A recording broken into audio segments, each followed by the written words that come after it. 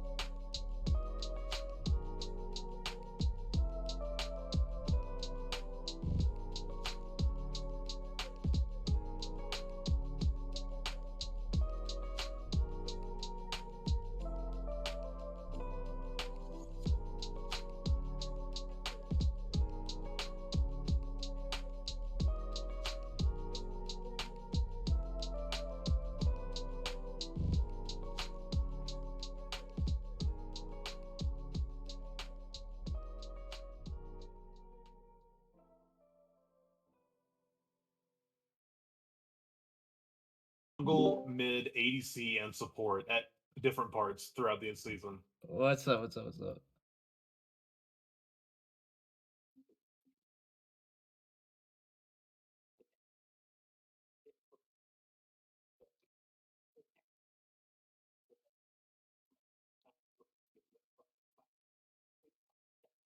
Damn right, damn right.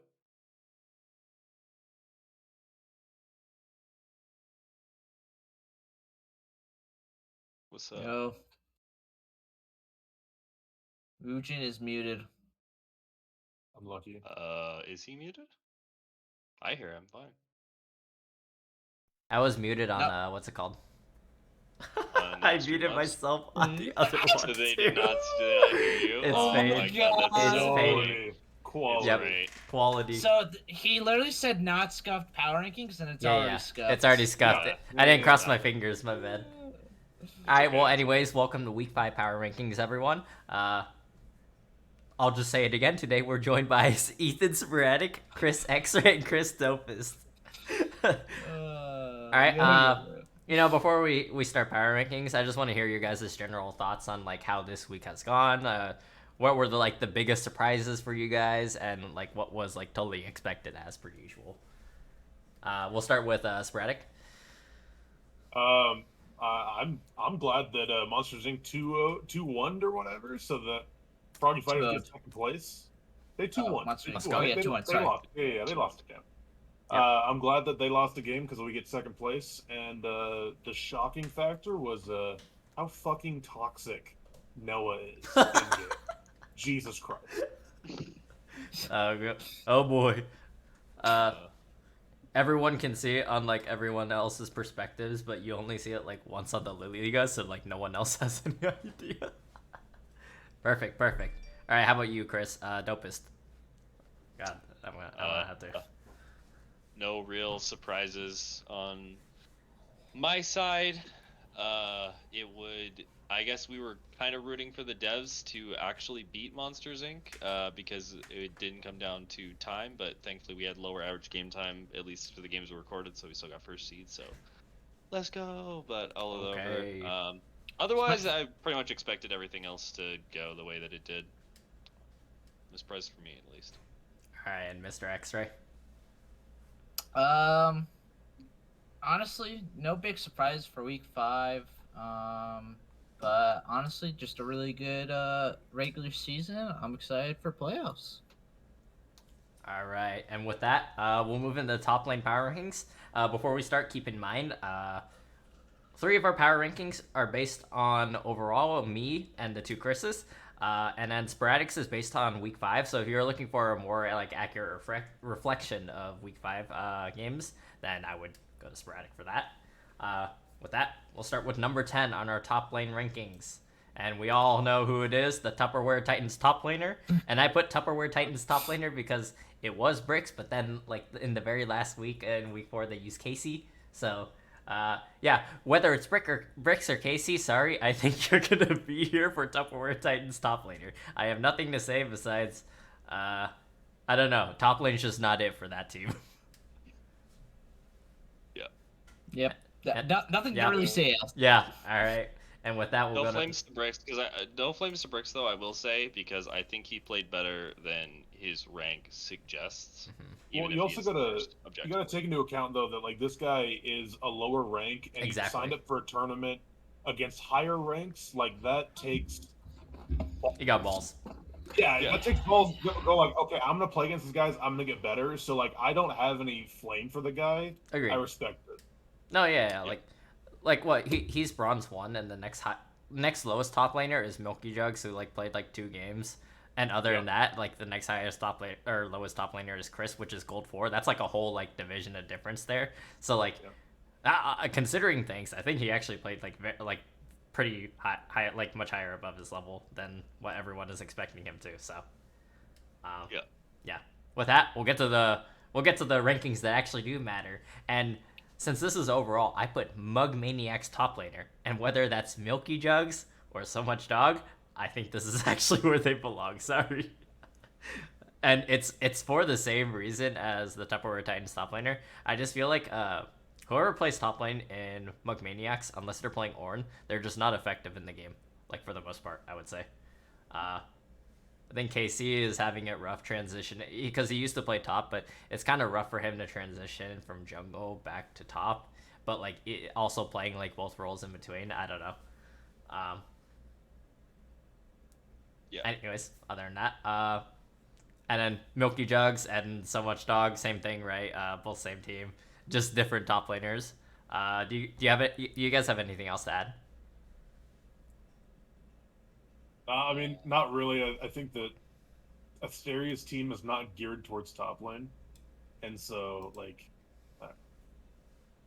that's Mug Maniacs, right? Asteria's team. Yeah.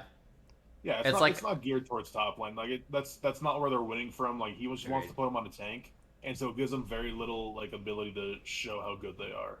It's like ZWD from Wish. Yeah, exactly. All right, and then first big take. X-Ray has Master L at number 9. All right, so here is what my opinion on Mastel. I think he's still a good player, but I don't think he is performing to the standards I think he is, because I'm pretty sure he was like gold 1. I think he's gold 1 or something like that. And basically, I think he wasn't performing very well. I think the only like well performing game he had was like on the Jax, I think. But you know, I think he plays carry top laners and lost. And I solo killed him, so I don't really know what to say, man. All right, fair enough. And let's move on. We're going to number 8 now. This is where I think it'll start changing a lot. I have Volgrath here, and it's not that I don't think he played like pretty well this last week. I just think like in terms of consistency, it's kind of hard to like rank him based upon that one game that they actually played. I'm gonna pretend like that second game that Froggy Fighters played with Barks Berserkers didn't happen. But other than that, I think he played well that first game. I hope it didn't happen either. That was not fun to play and not fun to watch. So. Yeah. So sorry, Francis. This is where I think you rank overall during this season. I expected a lot more out of you, and I didn't get drunk Francis playing well. So not enough alcohol. All right, number 8. For Ethan, we have Master L. Yeah, I mean, I think that he's a great solo queue player. His Jax is fucking disgusting. I play against it in scrims, and you can only hit him for like 2 seconds, and then he has E back up. But like, he just didn't transition into a competitive 5v5s. And so, I don't know. I think he's a good player. I just don't think that he performed what like he needed to on Logic's team. All right. And then we have X-Ray at number 8 for Chris. Dopest Chris. I'm ready for this. Okay, so I'll preface this because this will inform all of my rankings. I think I attribute value, at least in the top lane, towards the pressure that I feel in laning phase and the overall macro decisions that I see being made. And I think overall, I didn't feel almost any pressure outside of, yes, I did get solo killed against X-Ray. You know what? I'll take that flame. Hold on. It happened. It's okay. I attribute that to me being a dumbass. But regardless, I don't think like I saw a lot of pressure or actual plays being done by X-Ray that like flipped the game in any way. I don't think that's changed at all. But he does at least int less than Casey did. So I put him here. Okay, fair. But, you know, no flame to you, Chris. I just want to say, I mean, it is flame, but you know.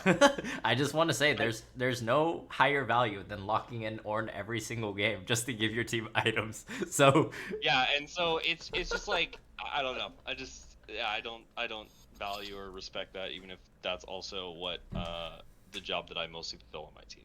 But that's where I'm putting it. All right. No worries. All right, well, we're moving on. You have So Much Dog above Master L. I'd like to hear your reasonings there, Chris. This is where your list you're looking kind of sussy. Is this where it starts? Is this where my trolling starts? Yeah. Honestly, I'm gonna be honest. I put him about Mastel. It's kind of a pity up one. I'll be honest. I just feel bad for him. This man has been kind of just thrown around on his team, and I just felt bad for him. So I kind of just gave him a pity up. That's pretty much it. Okay. All right. All right. He'll take it. He'll take it. Number 8. All right. With that, we'll move on to number 7. This is where I have Mastel, and it's for the same reasons. I feel like his playstyle also didn't translate like very well to team play, and the Ethan talked about it. And just overall performance wise, I can't really put him much higher because I like earlier in the season I thought he would be improving and like getting better, but like it kind of it kind of stagnated a little bit. And there's only so many games that they play because you got like 2-0 almost every single week. So no offense to them. Yeah, I think this is just like average of where I would put him. So he had his highs, he had his like lows. So yeah. Yeah, I will definitely say that I think X-Ray in overall games played better in almost all cases than Master L, and the only reason I put him slightly above is just because he demands a Jack span, and that threat of power that also is a champ that's not as easy to play as Ornn or Maokai, I think should be somewhat respected. But I will say overall, X-Ray has played better than Master L almost every single game. All right. And then we have Volgrath for sporadic. Yeah, I mean, I moved him up on my list from where I had him last week because I had to lane against him, and it was like in that second game when he went bot lane with Space Murph or something like that. Yeah. Like, I don't appreciate having to play against a Darius in a Caitlyn Lux lane. I was not a fan of that, but he played really well. He's a lot better than I expected him to be, and yeah, I moved him up for it. All right. And then you want to add anything onto that since you also have Francis in the spot, Chris? No, pretty much whatever. All you guys said. All right. At number 6, this is where I have Dopus, Chris. Sorry, one Chris is superior to the other Chris, but it's not far apart. Okay, I'll just put that out there first of all. Yeah, you're both garbage. Yeah. Just like Yeah. one slightly One slightly more garbage than the other. Happens, bro, I happens. agree. But I think Happens. in terms of overall like games, I think you both played consistently. Considering like you guys don't play for like, it's not like you guys are playing like bruisers or anything, or like it's like you guys are just playing tanks and you're playing weak side like the meta like kind of demands, in team play. So, Chris, have you played Aatrox yet? I can't remember. Like Dopus, Chris. Me? Yeah. Yeah, I Yeah, solo played killed him. once. Yeah, Oh, that's like, right. That's right. Yeah, that's right. Hey, Okay. Okay. All right. No, Yeah. I'm not even gonna That's defend it. I'm not also even why gonna you're defend it. below. I don't care. That's your main champion, care. by the way. All right. Let's move on. You have anything else to add, Ethan? Hey, bro. Okay. Wait. All right. Let me say this. All right. Okay. It's my own fault, but I have not played solo queue in 2 years. I have played a total of 50 games of League of Legends this year. Last that's year fair. I played 30. So I'm just putting it out there that X-Ray at least is grinding solo queue. I'm not doing anything, and I'm still where I'm at. So I don't even care. He's locking his Bro, talent. we're Is what I'm chilling. hearing. We're I chilling. haven't played solo queue in like 3 weeks, bro. 3 weeks. You Dude. Oh, played wait, something that's this year why. at least. It That's doesn't matter. why. It doesn't matter. Regardless, I'll just put that out there. All right. Anything else to add, Ethan? No, I mean, not really. I think he's just kind of a middle of the road tank player, top laner. I think he's good though. Okay. All right. All right, Chris. I want to hear your explanation of having Francis at 6. Okay, so similar to Master L, I don't understand how people let Francis have Mordekaiser. I think without Mordekaiser, he would be way worse. But I also respect the fact that I think he plays Mordekaiser probably better than I do. Yeah, I And know. I watched you think get he has W'd the- in lane. Hey, shut up. That's not even. I hate you. He for sure though. I think that he has the eyes for what good plays are and understands how to actually pressure the lane and play it correctly, even when he's not Okay. playing on Mord. And that's more what I think I respect. His Mordekaiser Oh, is significantly better than his other champions as far as we've seen. And I know he can play other champions well, but like just people just let him have Mordekaiser, and I think he would be weaker in other champs, but I know he can do other stuff well too. Yeah. He doesn't show it. Okay, that's fair. All right. First, like you're really out of this world. Take Chris pushing LP number 6. Listen, man, so here's my honest opinion. I think he played well in the early weeks, but I think he's kind of fallen off in the later weeks. He did have a good week 5, so props to him. But I honestly think he's just kind of fallen off. But I think when we get into playoffs, I think he's going to start ramping up. Okay. All right. With that, we'll go to number 5. And this is where I have X-Ray. And like I said, there's not too much of a difference. You guys are both trash, but like one trash has got to be better than the other. So nothing else to say. Not saying that, hey, Chris, you played a lot better than I actually expected you to play. All right, that's what you'll get out of me. Okay. Hey, Yes. it doesn't mean much, but I will say, I was popping in our last 2 games that weren't streamed. I was playing against Casey and Mastel, so it doesn't mean much. Exactly. Oh no, I saw the match histories at I was least. popping. My trundle was nuts. Yeah. Oh no, you put Casey in the dirt. I Happens. agree. Anyways. All right. Do you have anything else to add? I think we kind of addressed it in like the last 2, Ethan, but Yeah, I mean, I think this is where the top laners that just play tanks, like they can only play tanks. This is the X-ray down in my list. Is like you can only put them on a tank, and you can't expect much from them. agreed. So, Agreed. with love, of course, guys. Yes. Always with love.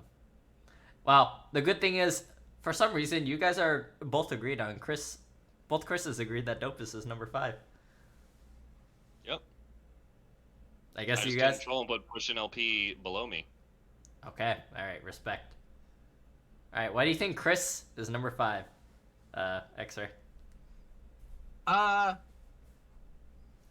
So he honestly would have been higher, but I remembered. Oh, I solo killed him, of course. So he actually got put down here. So I pretty much said played fairly consistent and was overall just a team player, and he got solo killed by me, but that's all. Bro. Okay. Factual. All right. That he would honestly be higher though if he didn't get solo killed by me, but otherwise. All I'm saying, That sounds like Push and LP wouldn't have gotten solo killed on Aatrox. That's all I'm saying. True. All right. Moving on. This is where I have Croc with a Glock. I forgot to change it for X-rays, I guess. But Croc with a Glock, T-Money, however everyone knows him. I think it's kind of tough. It's kind of tough for me to put him like. He definitely can't go anywhere below, but it's kind of up to him and Gunner to carry games, I think, which makes his predicament a little bit tough for power rankings because it either means he's a feast or famine type of player, and I know he's like better than that, but in terms of objective thinking and laning, I think like he can dumpster like every single laner below him, with the exception of if they're playing like annoying champions like Ornn. And if Lilia gets banned, then that's also part of it. But other than that, I think Tim is a great player, and I think this is where the significant skill cutoff is, or like it starts with Tim and then it's up, and then like below him is like everyone else. It doesn't matter. Like I throw him in a sack and just like pick names, and it'd be the same. So. With that, we'll move on. Ethan has David here. DV for VP. Yeah, I think that David is a really good tank player, but I also think that he needs to play anything other than fucking Ornn. Like I've played against his Mordekaiser, I've played against one other carry that he did. Like he's a good top laner. He just needs to actually play to his level. He just refuses to, and he just keeps playing tanks, which like it is the meta, but there are things that beat it and things that like affect the game more so than just playing Ornn for the 50th fucking time. I actually agree with what you say because like I feel like with the skill level that La Liga is at, a lot of times like just playing like a super hard face snowballing champion into like a laner who's like definitely not as good as you can really win you the game. Like even if like top is considered like a weak side. So. Yeah. No, completely agreed. Yep. And then Chris, you have Push and LP above you. Yeah, I just think he's a better player. He puts more time into the game. He's just me, but better. Okay, all right. That's why I like to hear it. Admit someone's better. All right. And then X-Ray, you have Croc with a Glock, Team Money. So I think Tim, he's a good player, good top carry. Um, but he in the game I played against him, the one game he did have a lead, I don't think he did anything with it. So I don't know. I think he's still a good top laner, but I put him here for overall. All right. And with that, we'll move into our top 3. This is where I have Push and LP. I think Push and LP, for the most part, has been pretty stable. You know, there's this thing that happens when people hit platinum in League of Legends, and for some reason they play a little bit worse, like for a few weeks. And I think that's what actually happened to Daniel. No offense to Daniel, I still think he like plays solidly enough for like his team to win, but it's not like as dominant as I was used to seeing him for the first like 3 weeks of La Liga. And I know he can play better because I've seen him like pop off like harder in scrims as well. We're gonna ignore Barks Berserkers like Renekton into Rammus. Okay, let's not talk about that. Other than that, I think Daniel is a great player, and I actually expect him to get better. And I can't wait to see like who's gonna pick him up for like next season when it comes around. All right. For sure. And then Ethan, you have anything to add on to that? Yeah, I mean, my top 3 are the top laners that aren't afraid to play carries and like actually have the cojones to do it. And so Agreed. that's why, like, I don't know, these players are good. They can win their own lane, and I'd rather have any one of these 3 on my list on my team than anybody below them. All right. Chris, you have Injustice at number 3. Yeah.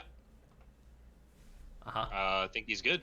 I think that David, based on the laning phases, general decision making, and overall impact, was better in the Devs vs Monsters Inc. game, and I think that's pretty consistent from the games I have watched. Admittedly, I've not watched all of them. I think I've only watched 2 of each of their games, I will say, but I did at least cast theirs, and I don't know. I just think David definitely should stop only playing tanks. I think he just showed that he's fundamentally understands League of Legends and the game better than Injustice, and you'll see where I put Croc. Okay. All right. And then Chris, very, very modest of yourself to put yourself at number 3. Whoa! Whoa! Let's hear it. I have some great reasons here. All right. Okay. So, coming into week 1, I just was like, I was pretty mad. I was like, didn't know what I was doing. But we come back in week 5, I'm actually playing pretty consistent. I'm actually kind of keeping in farm now. I'm only about 10ish, down 10ish CS, depending on who I'm against, of course. But honestly, I think, in my opinion, I've improved a lot since week 1, and I was doing kind of like, my list is kind of like who I think has improved the most over the last few weeks, and so I put myself here. That's my honest opinion. Okay. All right. I will say you've gotten a lot better as the season's gone on. Like you agree. give that. Like you've gotten a lot better. I was gonna just pick you as like a negating whenever, like just to like freeze a lane and just ignore them entirely. But you've gotten a lot better, and now you can actually hold your own. I'm proud of you. Good job, Chris. Yeah. See? Okay. Thank you. I respect it. All right, and with that, I think we'll just show the top 2 because everyone will know what number 1 is when we show 2. So here's my top 2, and I have Injustice at number 2 and David at number 1. And the reason David is at number 1 is, yeah, I know he could pop off harder if he plays like other champions, but I think his understanding of top lane is just by far better than like every other top laner's understanding, but like below him. I think in terms of like laning strength, I wouldn't say that there's a huge gap between him or like Injustice by any means, because he does get played around a lot, like especially in the early game. I think David is oftentimes like at objectives or at fights because he like chooses to play for his team, and it actually is very beneficial for how they run. But it is like deadly in the manner for their team if they choose to like, or if their bot side is already losing and he chooses to like, you know, come and try to crunch them and then like his bot side of the map dies before he gets there, that's when it becomes big trouble for him. But in terms of like what the correct play is, I think he actually is making the correct play most of the time, and that's what puts him at number one. And for Injustice at number two, I think he's been very consistent. But like you could see versus Monsters, or sorry, versus the devs, he was having a little bit of trouble playing into David in lane, but I think it's mainly because one, David's Ornn is pretty insane, and two, I just don't think he was having his best week either. I know Injustice can play better than that. He was just like randomly missing CS for no reason as well. So, yeah. All right, let's hear it. Top two from Ethan. I mean, Tim and I have been friends for years, and so I'd never hear the end of it if he wasn't up here. But honestly, I do think that he's a good carry. I think that he's slipped a little bit the last couple weeks, and hasn't been able to direct his team as much. But he brings a lot to his team and brings a lot to top lane, and like you can rely on him to be a threat every game. Okay. And then Injustice. Oh shit! All right, stream got fucked. But anyway, Injustice. I think he gained the most stock out of anybody. Yep. I mean, like he's just worth so much more than anybody could have expected him to be at the beginning of the season when draft happened. He's playing well above his rank and dumpstering people he has no business beating. So more power to him. He's killing it. Yes, sir. And just to add on to that, I think like Injustice would probably be like the most surprising player of the season. I would say. Completely agree. Considering like he went like kind of late in terms of like where his like rank was and everything. So. All right, and then Chris, your top two. You have David and Croc. Yeah.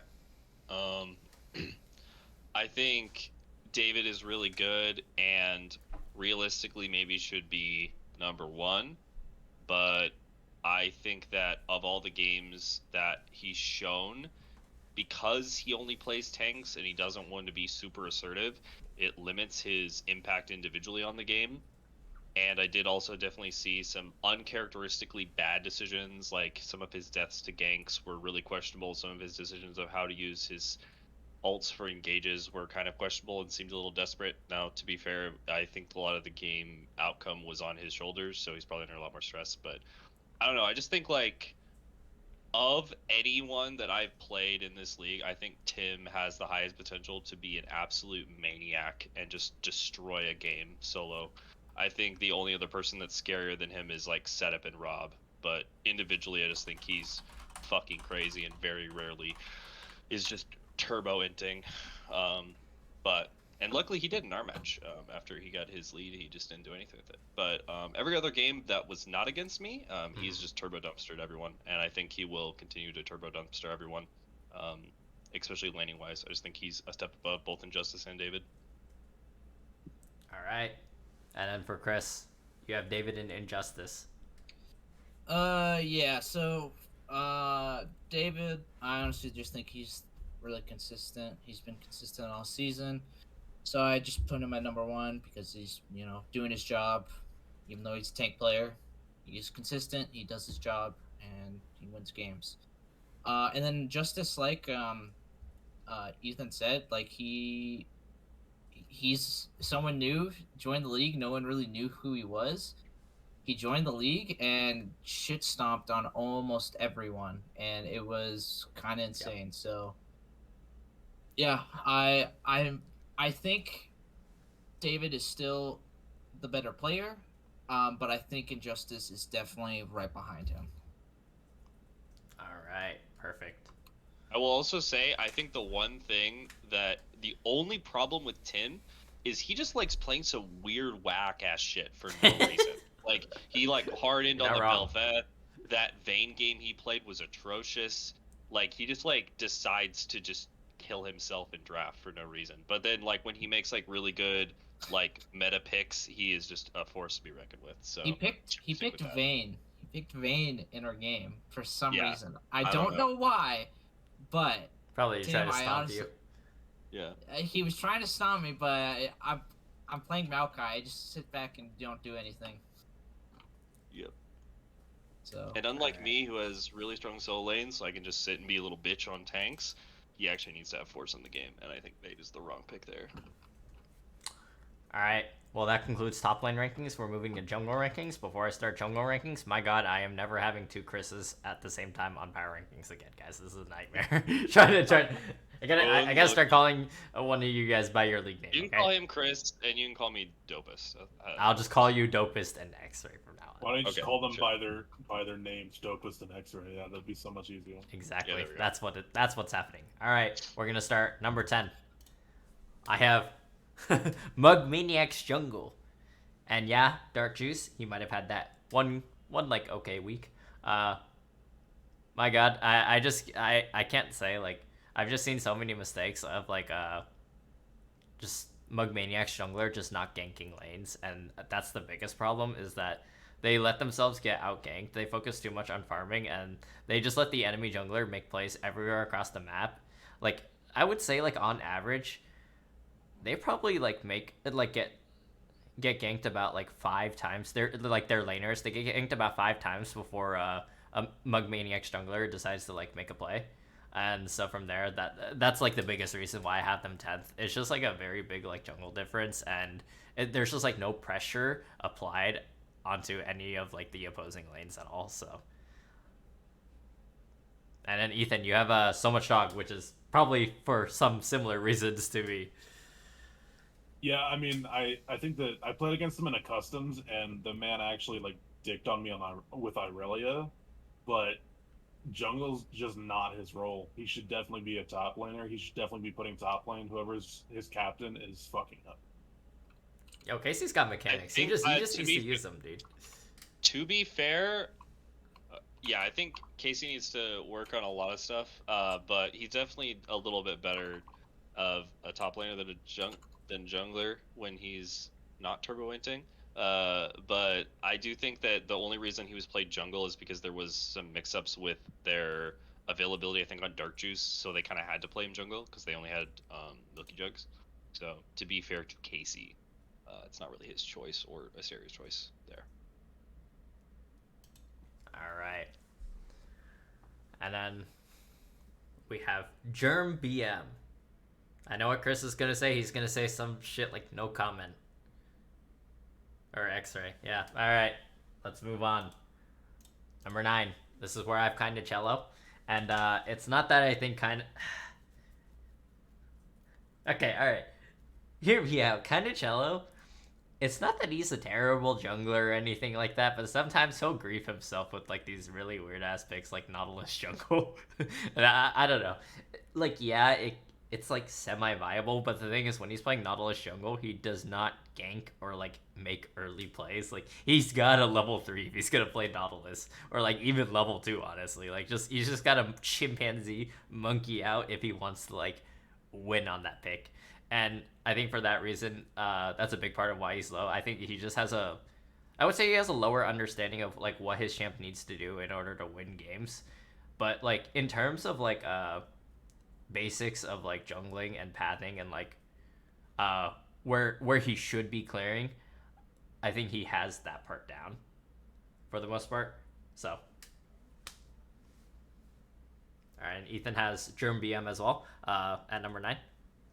Yeah, I mean, he played so much dog. I think it was week 3 or week 4 or whatever, and they lost the series. But I think he played really well, and like I moved him up as much as I could because like I think he played as best as possible, and he definitely played better than Casey. So I put him up there. All right, and number 9, Dopus has Dowsing. Yeah, I know. His team was the first to go out of playoffs contention. I think that he should be playing much better than he has, and I don't remember seeing much interesting of note from the games I did watch. But I know that he used to be like really, really cracked. I don't know if he's washed. What's going on? That team was also kind of in a rough space, so maybe it's not his fault. But I saw better things for other players, so this is where he's at. I don't think he's turbo garbage. Just had played well from what I saw. All right, and then Chris, or Xer, do you have anything to say about Dark Juice? please. Not really. It's he's. I literally all I had in my notes is he's not a very consistent player, and he makes himself fall behind. He's So bronze 1, dude. That's true. listen, man, I'm just saying. I was shocked when he had that like good week earlier this season, but now it's kind of like it's kind of what I expected, to be honest. He got lucky. Let's just say that. All right, let's move on. Number 8, I have Obelisk of Obsidian Jungle, and the reason is because Logic played jungle this week. Germ BM played one game of mid and one game of ADC. I think he played Kaisa ADC. I can't remember, or maybe I think it was Kaisa. But anyways, yeah. I think this is the average performance wise, but to be honest, like I think team play matters a lot when it comes to jungle, and like if you're behind at like 8 minutes, and even if you a lot like Logic was playing Talia jungle, right, and even if he does his like proper clear, but his like lanes are already behind, it's kind of hard to like for him to make plays, especially if like the enemy team is like pretty good. So yeah, I think this is just like where I feel like this is like the cap, unless they're playing like champions like Zac that can like just random like make plays from like super weird angles. But other than that, yeah, I think this is like their average of like the like everyone who played jungle on their team. So all right, and then Ethan has Dowsing at number 8. Yeah, I mean, I remember Dowsing last season as well, and I expected more from him this season. I think that he just hasn't put a lot of time into the game, which is fine. I mean, like life shit comes up, I understand. Yeah. But yeah, I mean, it makes him suffer in the rankings. Like, I just don't think that he's playing to the level he was last season. All right, and then Chris, you have Germ BM. I will say that I don't know why I'm a Germ BM simp, but I kind of am. I think he has like so much potential, and he like does good stuff early. He just like throws it away for no reason. But I will say I'm a big Germ BM believer. I feel like you know how pushing LP used to be dog shit, and now he's like cracked out of his Yeah, mind. yeah, yeah. No, I agree. For like a weekend. I think if Germ BM comes back and plays again, maybe 1 or 2 seasons, he's gonna be really good. I agree. And to bring that up, does anyone remember when Push and LP was like 9th in my power rankings every week last season? Yeah, he was Loon. fucking terrible. He was terrible, but he's now better he's now. like actually really good. Yes. Yeah, You also did power Much better. rankings once last season, so That's don't true. put lies out there. that's true. That is also true. But I did do it at the end of the season. Yeah, I was more thinking like season 2, but Yes. All right. Anyways, Chris, you have kind of Cello number 8. I know you got some stuff to say about Cello. X-ray. Oh god, did he just? I think he just died. Oh, he's looking very still. Yep, he's Yeah. very still. All right. he's literally died. You know, we'll wait for him to come back and explain all his picks. We're gonna move on. Number 7, I have Dowsing. I don't know what to say. Like Dowsing plays like pretty solidly early game. I think he's probably like when it comes to like the very first like let's say 7 minutes of the game, he's probably like top 4 in like how stable his pathing or like knowing what he wants to do in the game is. But once he hits that like 15-minute mark, I feel like he like just has no idea what he needs to do in order for his team to win. Also, I think he did this again this week. I can't remember. It wasn't the Sejuani game, but anyways, like he just does this weird shit where like he'll be playing a champion and he's ahead, and then he'll just build like the most random item. Like I'm still remembering that Nocturne with the what's that one item called that like reduces tenacity? Anthema Chains. I know Anthema Chains. Yeah. That one. But anyways, I yeah. was in the game. Yeah, I know. Because it's not as useful. It's like pretty niche. So, all right. And then Ethan, your thoughts on kind of Cello? Yeah, I mean, I've had the displeasure of playing against this Trundle before. Like, he's a good Trundle, but once you get rid of that, it's not Ooh, there's my forehead. All right, it's not. Zoom in. It's not really impressive about anything else, but like he's a good jungler. He needs to widen his champ pool a little bit, and he'll be fracked, in my opinion.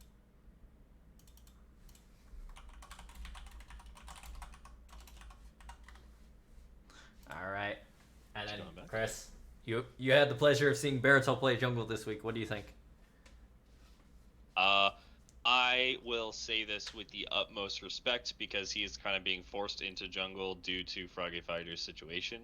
I don't think he was very good at all, and I maybe put him even higher due to the fact that he's in a bad situation. So I think it's unfair to draw any like skill assumptions based on where I'm putting him. He's just he's just getting thrown into a new role. He's played like 4 out of the 5 roles this season, so it's fine. It's just where I put him preliminarily off his autofill game.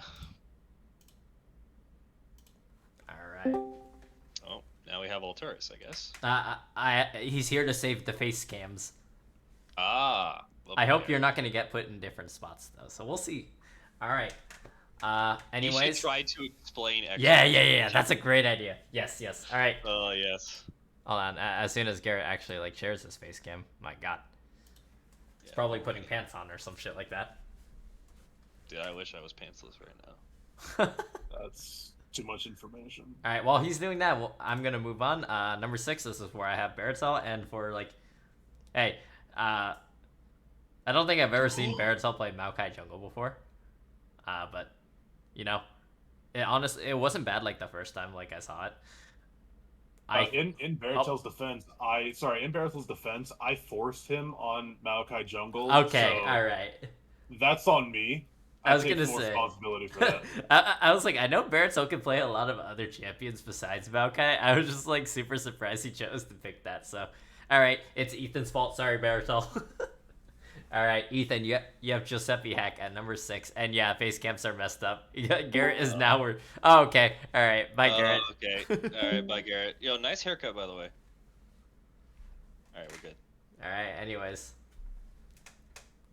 Yeah, I mean, from Giuseppe Hack, I wasn't impressed. If you get him off the Echo, he plays every champion like he plays Echo, and you don't have a get out of jail free card on every other champion, and so he goes in on a lot of things he shouldn't go in on, and that's about it. All right, that's fair. All right, number 6, kind of cello, dopest. Yeah, I think Kinda Cello is a much better top laner than he is a jungler. I think he should be playing top lane, but even for jungle, he's still better than everyone else below him. I don't really know why he does the troll picks he does, other than the fact that he is a for fun player, and I respect that. So that's really cool. But I don't think he plays many junglers better than anyone above him in the list, but he's at least serviceable, and I think he should play top lane. So that's my opinion. All right. Well, Chris, you missed your last 3 picks. Just give us a summary of why you ranked Baratel, Dowsing, and Canicello the way you did. Okay, Canicello, inconsistent, but I honestly would like to see more of him, but we'll see. Dowsing, I also kind of like what everyone said, is like I expected more from him, but he didn't come out this season. And Baratel, I'm gonna be honest, this man has played 4 roles in the span of 5 weeks, so I had to give it to him. Like, he's trying to play his best. He's getting thrown around a lot, so I'm hoping sometime in the playoffs he's gonna play top lane, and we're gonna have the first ever player to have played every role. All right, perfect. Yeah, I feel bad for Baratel just because he's been changing rules a lot, but he's a Chad for doing that. Okay. Bro, he's playing pretty well in almost every role though, so I give props to him. Yeah, we just need Push and LP to break something, and then we'll put Baratel top. Exactly. Oh my god. He's gonna make the full. Wait, he's gonna just make the put set full mid. revolution. Set mid. You're right. All right. Moving on, number 5. This is where I have Gunner. And I think it's Whoa. yeah, like 3 of us have Gunner. All right, so and it's not. I think Gunner probably has one of the highest highs out of this group. But I think when he's behind, he struggles in making plays or like finding a way to come back into the game because I think he's like his playstyle is like very objective and like what he should be doing in order to get ahead. But when he's behind, I think it's he hasn't played like many games where he's behind like in resources, and therefore like he's probably still trying to look for plays to where he's weaker.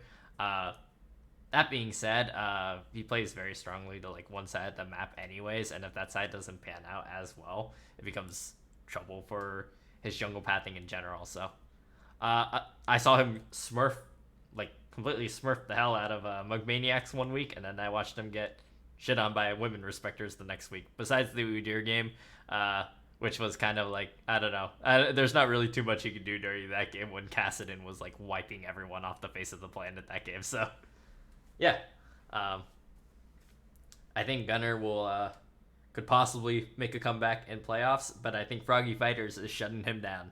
All right. Ethan, Baratel, you're a jungler. Yeah, so, okay. I'm getting a lot of flame in my Discord for this right now. Let me explain. One, I put him on a champion that he hasn't played in a minute. He's played Maokai before, but I put him on a champion that's not, like, in his immediate wheelhouse.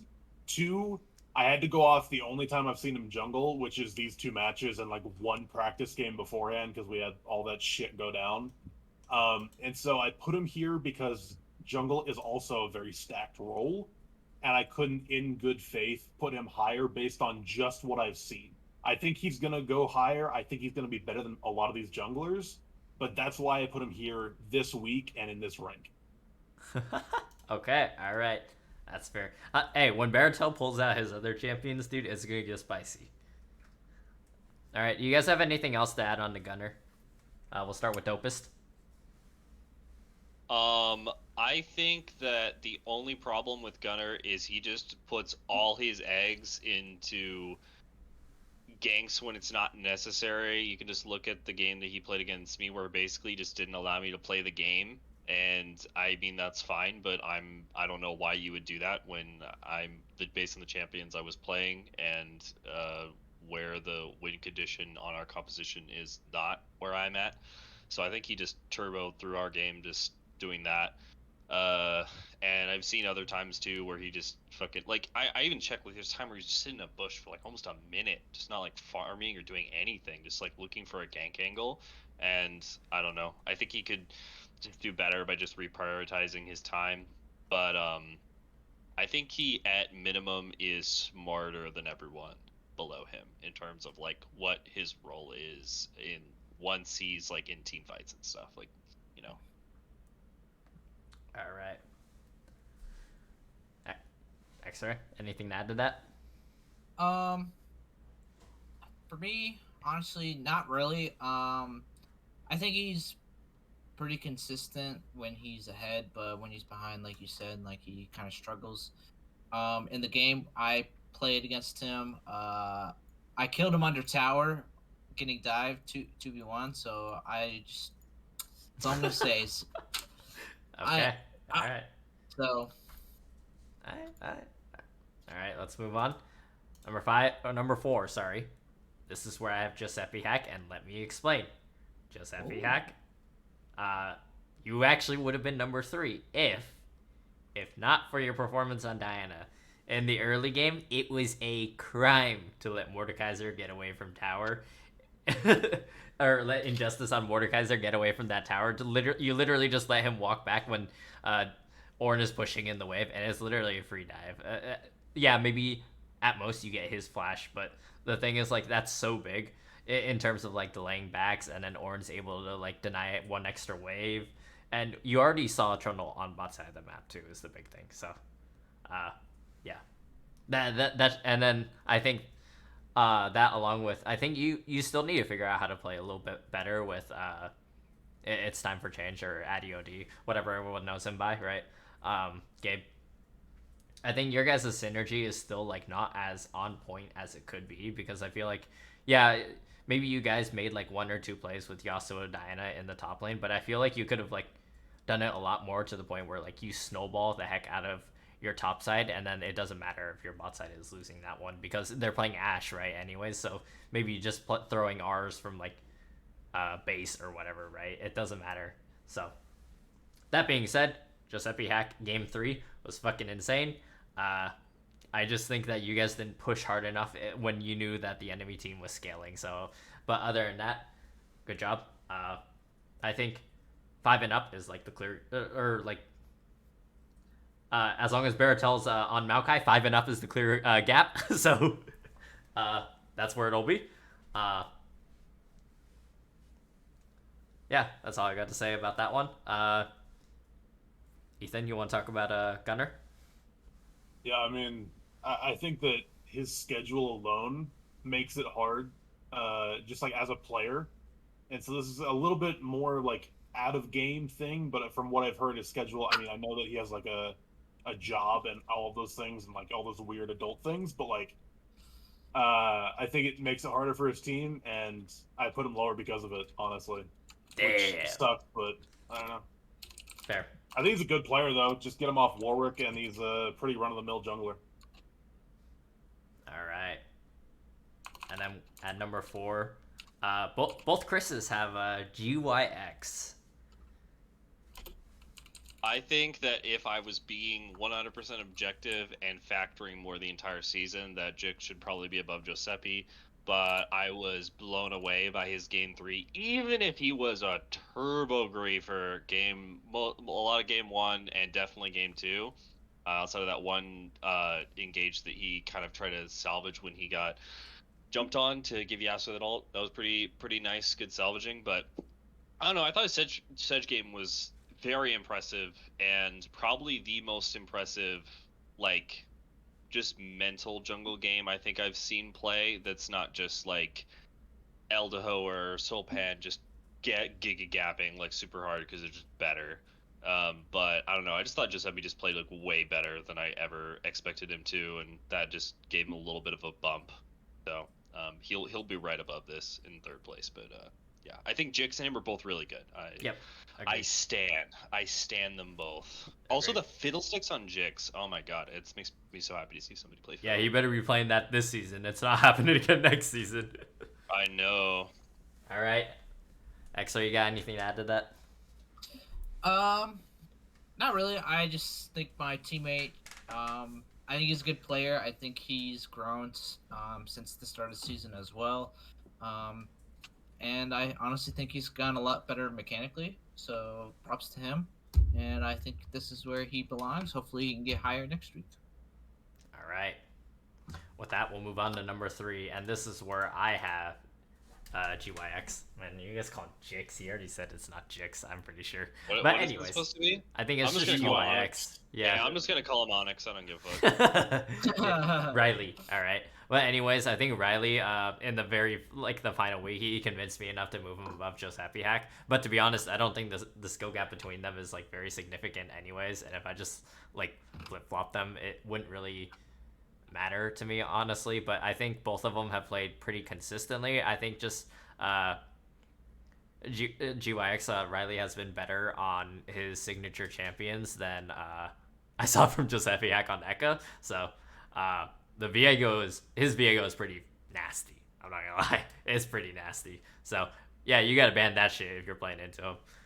You got anything else to add, Ethan? Yeah, I mean, I think my top 3 junglers are the ones that like I'm scared to play against, if that makes sense. Like as an ADC, you go, okay, well, this guy's gonna be up my ass and sideways 14 times during the game. So how do I play against it?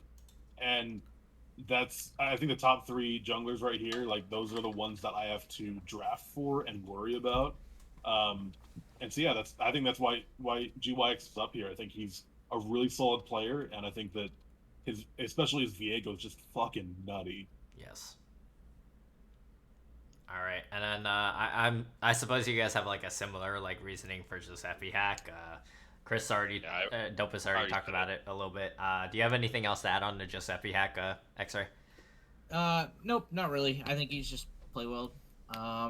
I so honestly, I was just really debating on kind of like the same thing about what you guys said is like he, Jinx or GYX and Giuseppe. They're kind of a flip flop. It depends. But I put him third and then GYX fourth. But I'm hoping GYX can perform better than Giuseppe and get that higher spot. All right. And I'll from also there, say Giuseppe Yep. Hack has the best distract so far. as the what? He Oh, has the best distract. distract. Yeah.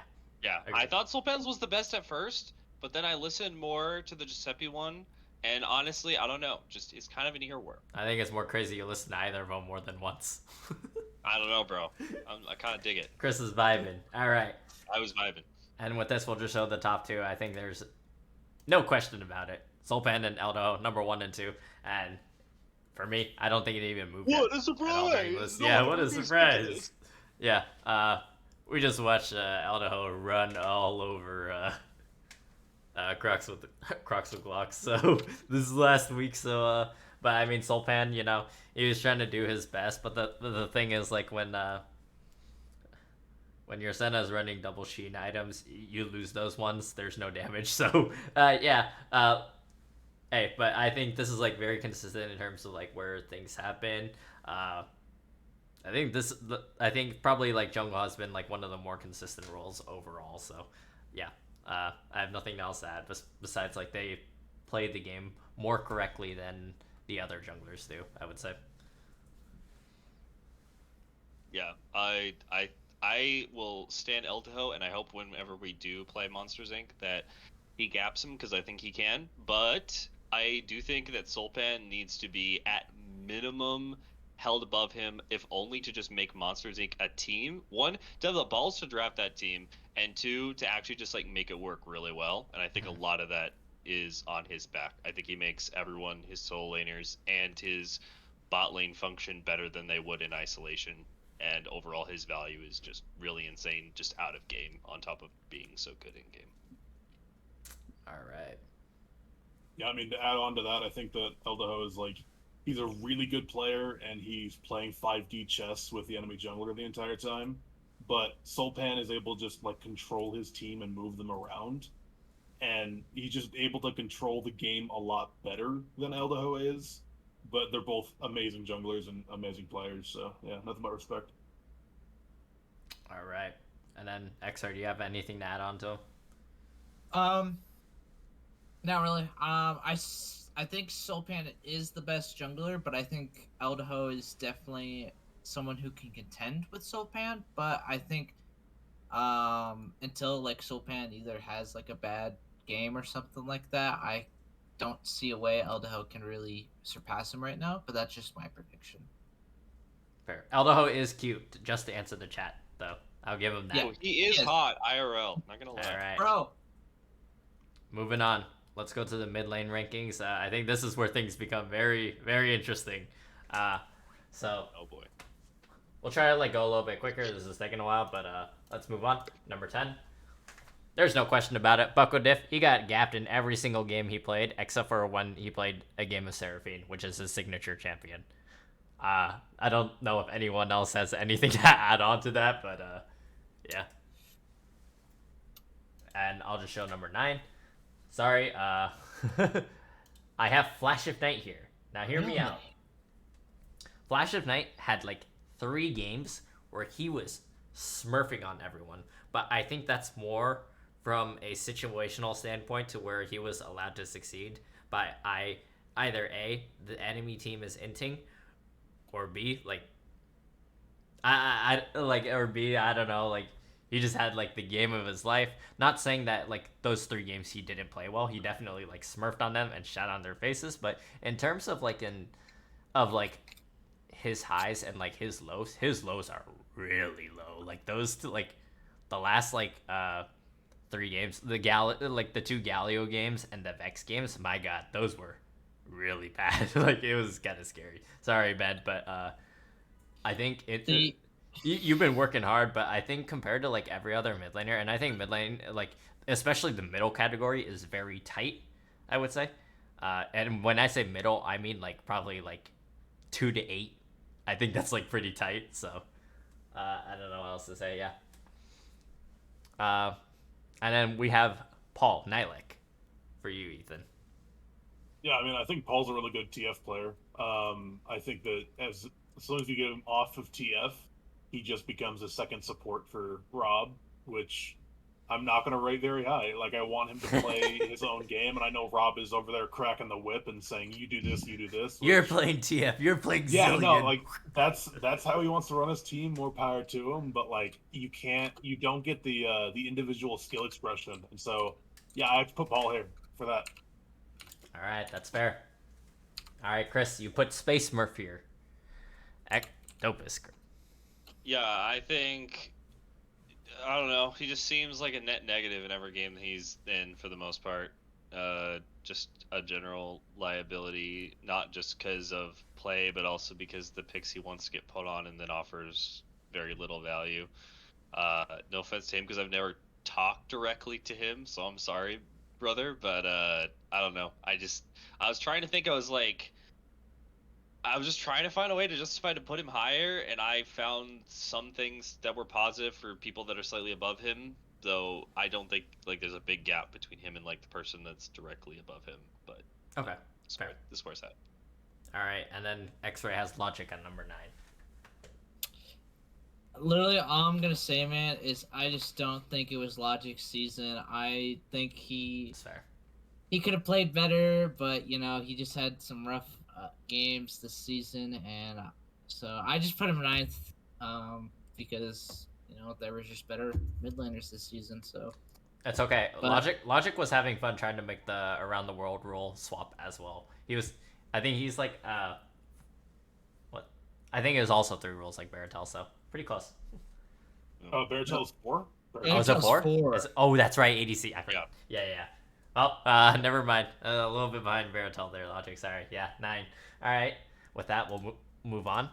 And this is where I have Obelisk of Obsidian mid lane, Logic, Jerem V. Oh man, I can't remember ADC's name. Hipster? No. Main G? Main G, that's it. Yeah, Main G G. played 1 game of mid lane, and that was not so great. Not so great. I think he went 4-12 on Veigar. But I think overall, like, even when Logic was playing mid, it was just like rough for their team overall. So this is kind of like the most fair ranking I could put them. Honestly, maybe I was a little bit too hard on Flash of Night, and maybe I'd switch them because of that. But who knows? And then number 8, you have Logic here, Ethan. Yeah, I mean, I kind of what X-Ray was saying. I don't think it was his season. I think that he had the pressure to carry so hard that he wasn't able to.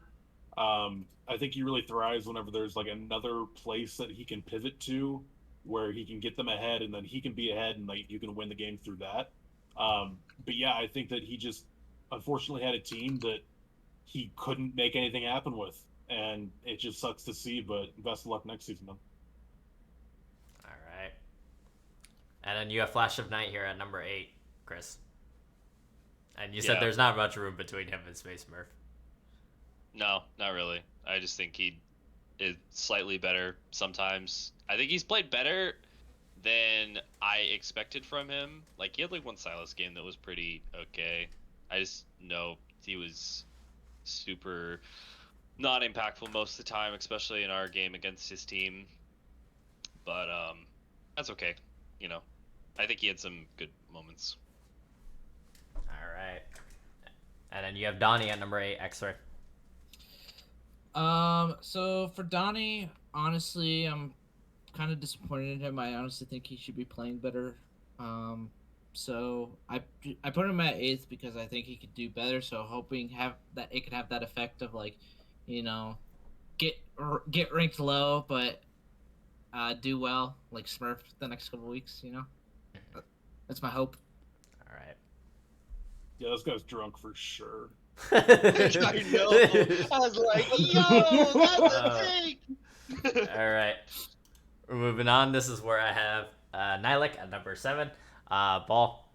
The only game I caught like this last week of you guys was Zillion, and my god, that was a snooze fest to watch. But I still think you're better than the three laners below you. Uh, Bro, I want to see some Chad pick like Syndra, dude. I know Rob's not gonna let you, but I want to see it one time. I don't think you sucked this week. I think it was more like you did your job, but like your job as a Zillion is to make sure you press R at the correct time or speed up the 18 into MF. So I feel so bad for Paul, like because he's not he's not getting to shine because everyone like bans the two champions. Like they ban TF and Zillion, and he has to play like something else, and he just Hey, doesn't get to shine on them. But dude, then grow your pool. Like it's time for Giga Chad Paul. He had a kid. He's gonna be like John next year and hit Diamond, guys. Oh, true. Exactly. Holy shit. All right. And then thoughts on Flash of Night, Ethan? Yeah, I mean, I think he's a good player. I think that he has some questionable takes when it comes to casting, but I think he did his job mid lane to the best of his ability. So, okay. All right, that's fair. Honestly, I think his mid lane is better than his top lane. So, all right. I think his mid lane's the best role he has played so far. Damn.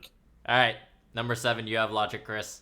Logic, Blizzcom Obsidian mid laner, whoever, right? Yeah, I know his team. Like beyond the skill issues on the team, I know just everything went to shit, and I feel bad for him. I don't know. I feel like if he changed some of the ways that he approaches the game, similar to how you were saying, like Nihilik should just adjust his pool. I think Logic should maybe look and see if he can adjust some of the way that he approaches the game, and maybe he could have more impact. But to be fair to him, like like his team was a little bit of a ball and chain dragging him down, and I don't think he adjusted well to that and just didn't get much value. So, but he obviously can do better, like we've seen before winning the Liga. So That's fair. All right, and then Space Murph, Fiend de Semana, the uncursed man, finally, uncursed, cursed no more. Yeah, I pretty much, literally all I said is, not saying he's bad, but it hasn't been before. That's literally all I said. That's all I'm gonna say. Because I don't really watch enough games. Like, I don't watch the Bark Berserker games, because honestly, I feel like they're just snooze fests, I'll be honest. Maybe this week, though, it was a good one. I didn't watch it, though. So. I mean, he soloed West, but other than that, not really too much happened, to be honest. Yeah, so. But I think it's pretty big if you solo West when he's playing Vladimir. So, because I think that's generally one of West's more comfortable champions. Anyways, I'm moving on. That's where I have Fiend. I don't think Fiend is that much better than Paul, anyways. But he did break his curse. I give him reward for breaking curse. This is the bone being thrown this week to Fiend. So good job, Fiend. All right, and then my hot daddy at number 6. Ethan. yeah, if you remember, Yes. I had him last, like dead ass 10th on Oh, the yeah. power rankings. Yeah. God. He did a lot this week, and so I moved him up a lot for it. All right, I think he's done really, really well. So I'm proud of him. I can't move him any higher than this. Like I said, I think that the mid lane pool is pretty tight, but I don't know. I think he did really well. So I feel like he should have carried that game where he was playing Vex, though. But he went Zanya's and, what is it, that long distance item? I think he should have just straight up gone AP, and he probably would one-shot everyone that game with how ahead he was. Completely agree. Completely agree. But anyways, moving on, we have Paul on Dopest rankings at number 6. yeah, I love Paul, and I think that he is simply held down by Robert's oppressive force. It's not his fault that he's a little bitch boy. I get it. I'm with him. I'd love to play really every game, but I am a servant unto my overlord setup and Eldaho, so I feel his pain. But I also agree in some ways with Sporadic in that if he adjusted his champion pool, maybe he could play other stuff a little bit. But I also think that that other stuff would only be other supportive mids, and I just think he does seem to play specifically better only like 2 champions. I don't know if I've seen anything good out of like his Galio or anything, but Okay, it is fair. what it is. Can I ask a quick question? X-Ray, what's it like being abused by your ADC in like just in a tournament? Because like he just tells you what to do, and where to go, and how to play, and all the like. How much control does he have? Honestly, he doesn't actually have a lot of control over like picks or anything like that. Like in the game, he kind of just tells us like, "Hey, you should be here." But otherwise, like he doesn't like really like force us to do anything. So Okay, that's fair. All right, all right. I would be very surprised if you went to Rob in a game and he said, "What do you want to pick here?" and you said Aurelia, he would say for sure. That's all I'm saying. Or if What? or if Rob? Nihilic was like, "I'm gonna play Zed here." I don't know how Rob would take that, but I don't Rob? know. Maybe I'm wrong. Maybe I'm wrong. Rob typically will just say, "All right," or he most of the time will trust us, but he just does not want to. He doesn't want you to pick like something that you're not comfortable with or anything like that. So Okay, That's fair. That's fair. Maybe my assumptions are wrong. Well, because I'm pretty sure Rob does this thing where it's like your 3 most comfortable champions, and that's all you pick, basically. Yeah. no, that's only me. Oh. Oh, okay. So yes, you want a short leash, I see. Yeah, Okay, okay, That's all I alright. needed to know. I'm on the Yeah. short leash. Yeah, the Everyone short else leash. has like 8+ champions on their list. See, here's the thing though, like Push and LP can come to me and say like, all right, I want to play Teemo top this game, and I'm like, I hear him out. I like, all right, why? Instead of just an immediate no, like I don't know. All right. That's We're all here for fun, right? Yes, sir. All right, let's move For on. Number sure. 5. This is where I Whoa. have done. I didn't even say my piece about Flash of Night. Make it quick. Oh, Let's go. yeah, Speed it yeah, up. yeah. Let's hear it. Okay, Let's hear it. all I right, actually all want to right, hear this one. Honestly, I'm actually really impressed with Ben. This year or this season, he's actually been playing fairly well in my opinion. Like staying caught up in CS and everything like that. But my one downside is he doesn't know how to play laning super well. But he does like know how to farm and everything like that. But like kind of like what you guys said, like he's had a couple games of like where he popped off, but like every other game he's kind of sucked. But honestly, I kind of put him up here because I've been really impressed of how well he played this season. Okay. All right, I'm gonna move on to Donnie. Man, where do I start with Donnie? I think Donnie plays like well in lane, but I think because like I think he's always or like not always, but ahead enough in a lot of games to where he should be able to translate his lead in mid lane to other lanes, but it just ends up not working that way. I never see him like make roams to bot lane or like try to make plays, or maybe it happens like once a series or something, but like it doesn't work out. I think he can do a lot better in that regard, and therefore that's why I have him at 5th, and it's not necessarily because of his laning or anything. It's that he doesn't know what to do with a lead, versus where I think the top laners above him at least try to do something with the lead, or even just when they're even. So anything to add to that, Ethan? No, I mean you kind of said it all. I think that he's unfortunately a victim of the team he's on. I think Asteria is a really great player. I think that he might not be able to direct the people on his team as well as he should be. Yeah. But yeah, I think that they're a little afraid to disappoint Big Daddy Asteria. Fair. All right, number 5, you have Wes here. It's kind of low, Chris.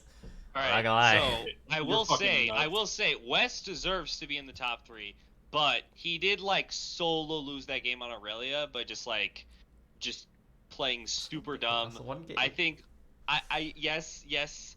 Oh, okay, all right. Maybe the most recent games his over because he hasn't played the whole season, but I think, yeah, maybe like most recent weeks have affected this too much, but I just think like West should be top 2, but I just think like other people have shown that they're not going to throw the game as hard as West has, and Okay. I don't think realistically he's probably going to in the future now that Spradic's on the team and he has someone else he can rely on. But yeah, I don't know. Just First a of all, big turbo throw. You're But he should be fucking. higher. First of all, you're fucking wrong. First of all, you didn't solo lose that game.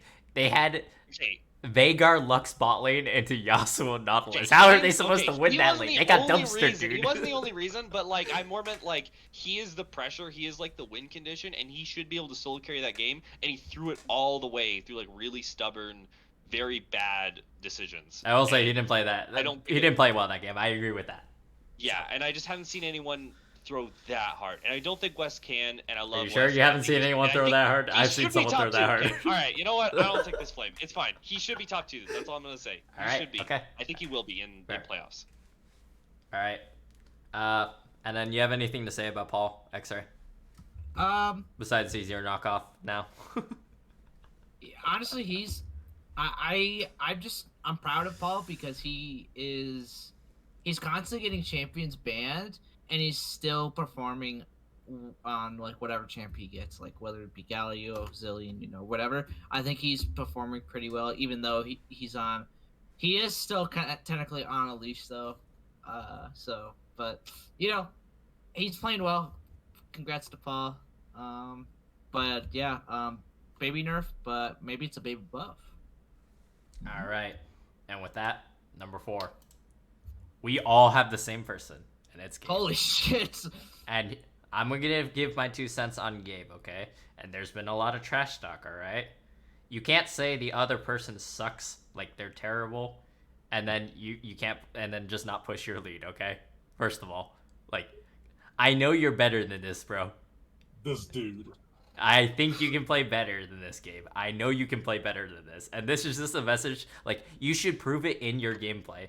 And don't say that he's playing Vex and you're playing Yasuo and, like, like, maybe he is sitting really far back. You got to be able to translate your lead somehow, right? And that makes you the better mid laner. But if you can't do that, then it's, like, it's basically just, like, 2 sitting ducks and then, like, you let Sulpan take over the game. Whereas you could have pushed him in or, like, tried to, like, make plays elsewhere on the map while maybe he's just like AFK farming and not doing anything, right? So it's just a matter of like you've disappointed me. I thought you were gonna be better than this, brother. And yeah, you're drawing bans, but once again, it's like that whole thing that Ethan was saying about like Nilik, right? You gotta expand your champ pool if you're drawing bans, right?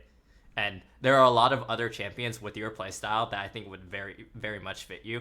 Like, if you even picked up, like, one control mage or anything like that, dude, you'd be so much harder to ban picks into because then, like, you have other ways to, like, try and take over the game versus, like, just playing, like, stuff like that's, like, Giga aggressive or, like, assassin-like. So, I'm expecting a lot out of him in playoffs, though. So, he could very much go up. Anyone else got anything to add? Yeah, I just want to jump in real quick. Yes. Before I flame the guy too hard, he is like 17, and Holy so shit. Oh, okay, he's young. All right. yeah, Oh, okay. he's young. All right, so he still has a little bit of the baby rage. All right, he tilts so fucking hard. Like listening to their comms, this guy will yell at his teammate for not blocking a Caitlyn ult for 5 straight minutes. He needs to relax and worry about his own play, and he'd be higher on this list. He is a mechanically good player, but he needs to relax. It's true because like when you like baby rage and get mad like that, it kind of like kind of ruins your own concentration on your own play. But Well, and your entire yeah. team plays worse. Exactly, that too. But listen, like, hey, he's 17. In like 3 years, he might be better than all of us. We're all gonna have like boomer hands like me. So. Nah, exactly. we're done in 3 years, guys. All right. Yeah. Yeah, I think if he matures a little bit, this kid's gonna be fucking naughty. But I think the issue is his champ pool seems to be somewhat limited. Also, I don't think he played very well in any of the 3 games against the dev or as well as he could. Like, I think both Giuseppe and him are at fault for not getting value out of the Yasuo and Diana, which is supposed to be I a agree. combo, and I don't think I ever saw them do anything together. I think both of them are probably to blame for that. But But yeah, I don't know. But I've also seen him be the most fucking cracked out of his mind, like insane player on this one Akali game he had that I've seen, and that Silas game as well. I think that was actually one of the show matches. But that shit was crazy. So I think if he just like controls himself and is like Sporadic said, a little bit more calm and focused, that he should be nuts. I don't know if he's diamond yet. If he's not, he should be, or he will be soon. No, he's already been diamond. Didn't Oh, Paul okay. say something about him getting demoted? I don't know. I can't end of the diss track. I can't remember. No. He was diamond. He was diamond. I remember. Yeah, Okay. I mean, He had diamond. for context, this guy's diamond at 17, and I was like silver at 17. So you know, hey, Exactly. hey, all right, more power to him. He's a great player. Yes, sir. Yeah. His stonks will be up next season, though. Mark my words. All right. Anyways, we're gonna move on. Number 3. This is where I have Sparks. I love Wes. Trying to think. We stand West. I Sorry, already know who's number 1, and why do I feel like I'm missing someone? What? Hold on. You're missing My Hot Daddy. Oh yeah, that's right. All right, yeah, okay, all right. I'll give a reason for that later. Apparently he's forgettable too. He's just there. Okay, no, but anyways, listen. I love Wes. I think in terms of how consistent My Hot Daddy has been, I don't think I can give Wes the upper leg just yet, because sometimes Wes has like sorry, Wes, sometimes you just have like brain lag in lane and just randomly get solo killed, but then like the rest of the game you play like really well. But I think against better players, if you did that to Jacob, you might just lose the game there. So I think that's where like that's like a big part of like where I would say like you're a little bit docked there, but I think it's between you and Jacob, like at the end of the day, of who like the best mid lane will probably be. So anyways, Space Murph, yes sir. Ethan. Yeah, I think he's a bright spot on his team. I think that he has the potential to do really well, and as an individual player, I think this is where he stands. I think that it's time for change, and it would be higher, but for the reasons explained. But I just think that nobody else lower on this list is as mechanically sound, other than Logic, of course, but aside from Logic, as mechanically sound as Space Murph. So that's why I have him there. All right, and then Dopest has My Hot Daddy at number 3. I hate it here, dude. I didn't want to put him here, but at the end of the day, No one did. He's Don't worry. doing his job really well. He won't shut the fuck up. You just shut the fuck up. People would like you more. They'd be willing to put you higher. You just won't shut up. He had the same problem Logic had his first season, but I think he still does his job well. I just think that he has the least onus on his team to do well, but despite that, he still generally is doing what he needs to do, and I can't say the same for It's Time for Change of Sparks every single game that has been played, even though I think both of them are objectively better players. But I put him, and you'll see later Donnie, in the top 3 for those reasons, because I think they both are doing that, bringing that consistent value. All right. You have anything to add on to Wes, XR? Yeah, dude, this man is playing with a handicap IRL, and he's still kicking ass. So props to him. All right, that's what I like to hear. And with that, we'll show the top 2 now. Number 2, I have My Hot Daddy, and number 1, I have Setup. I can't really say anything except for like Setup just literally murdered everyone. That being said, they are in separate brackets, and they're actually set for a playoff showdown. So My Hot Daddy could very well easily drop from 2 to as low as 7 or 8. So be very careful in how that matchup goes. But yeah, My Hot Daddy has played very consistently. I think he's no, he's not statistically the most consistent laner, but yeah, he is like one of the more consistent players in the league. But I think that's due to him not having agency in jungle as well. That being said, I think he's kind of like set up from Wish in this season, in where in lane he'll play like pretty safe and just like farm up, and then when his jungle makes plays, he makes plays. But I think setup would do the same thing, except he would like Giga Stomp you if you like played into him. So, anyways, yeah. Yeah, nothing else to say. What do you guys say about Sparks and setup, Ethan? Let's hear it. All right, so setup we know is a god among men. So Yes, sir.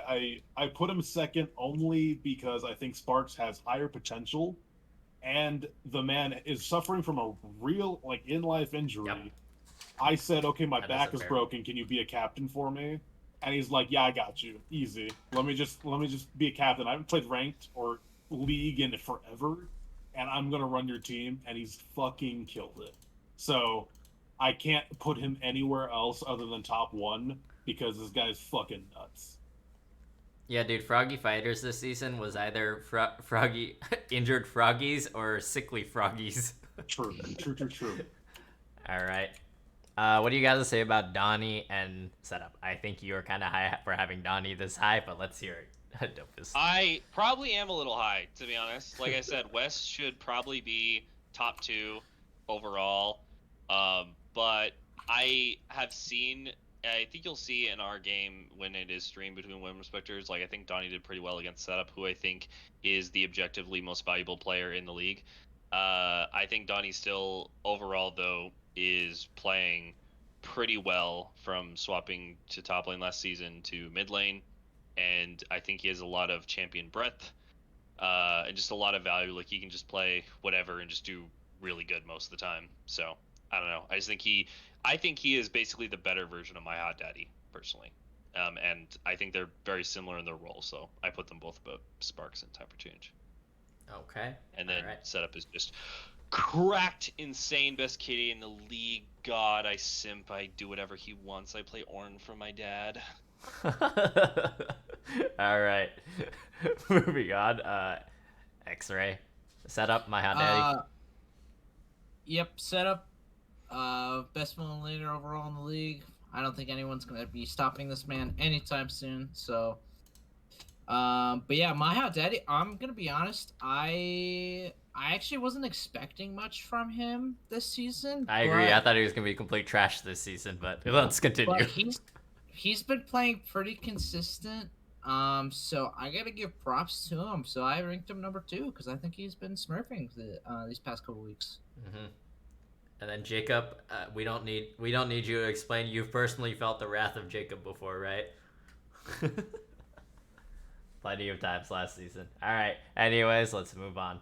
We're going to ADC rankings. Oh god. Guys, I think this is what everyone's really been waiting for tonight. Alright, number 10, we have our first appearance of Proton Plat Builder. But we'll get to that. Let's start with Obelisk of Obsidian ADC, and this is a matter of it's just been rough for their ADC's position, especially because like one Skipster isn't really an AD carry main, and 2, like they've been swapping like who's been playing AD a lot. So I don't think I don't think there's like any reason I can move them above 10, and that's just like their situation for like the majority of the season. So we main G that also counts as like their ADC, right? Do you have anything to say about that? Main G is not an ADC main either, so it makes sense. No, I mean, yeah. Mangy's got put in a shit spot, and he made the best out of it, so I got nothing but respect for him. They did their best, and ADC is a stacked role this season, so I have nothing but respect. All right. Daniel, did you turbo grief? Because like Fearless Fox is definitely not on my ADC ranking. Yeah. So this is, I think this is my support list. Oh, did you put I hope that? I Is did this not all my agree. support list? No, it's not. Okay, good. It just happened to be that one. Thank God. But anyways, it would have been the ADC for Obelisk of Obsidian. Yeah, I had main G here too, and Yeah. for similar My bad. reasons. Like he's put in a bad spot. It's not really his fault. I just think other players have played better. But it is what it is. On the bright Don't side, look the to- Fearless Fox will now be the first player to be ranked in 2 different roles in the same week, so good job. All right. But anyways, this is what we've all been waiting for. Let's hear it. Come on, X-Ray, give it to him. All I have to say about this is double sheen items. That is all. That's it. That's it. That's it. That's it. That's it. Oh That's my it. god.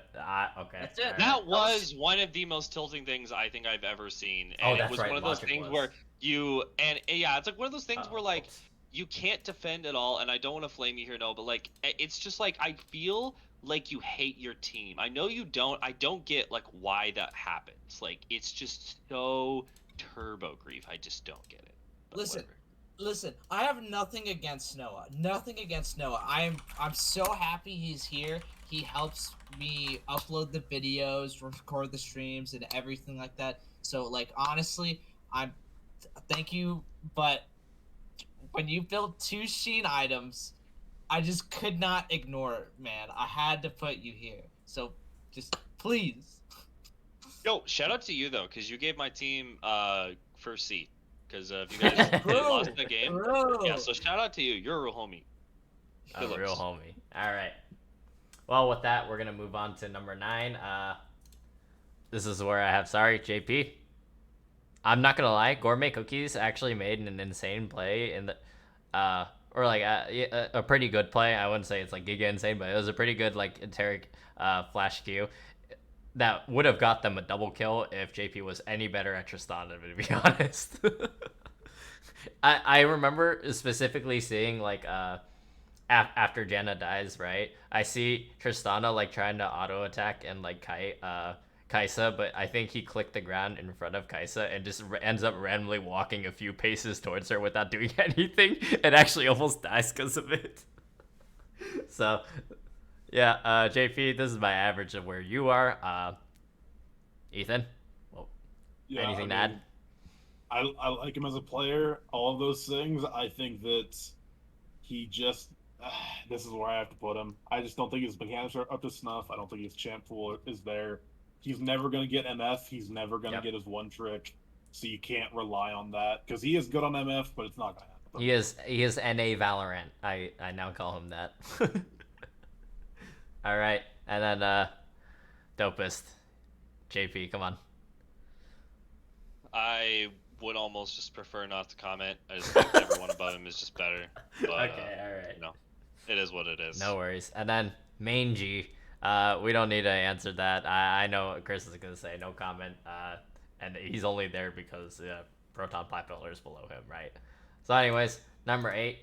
I have Kuroi, and I think it's mainly because like I don't think she played very well like the last like week or two. I will say I think it's more of a result of other people playing consistently better, and I think that's why I moved her down and moved other people up. So yeah, anything to add, Ethan?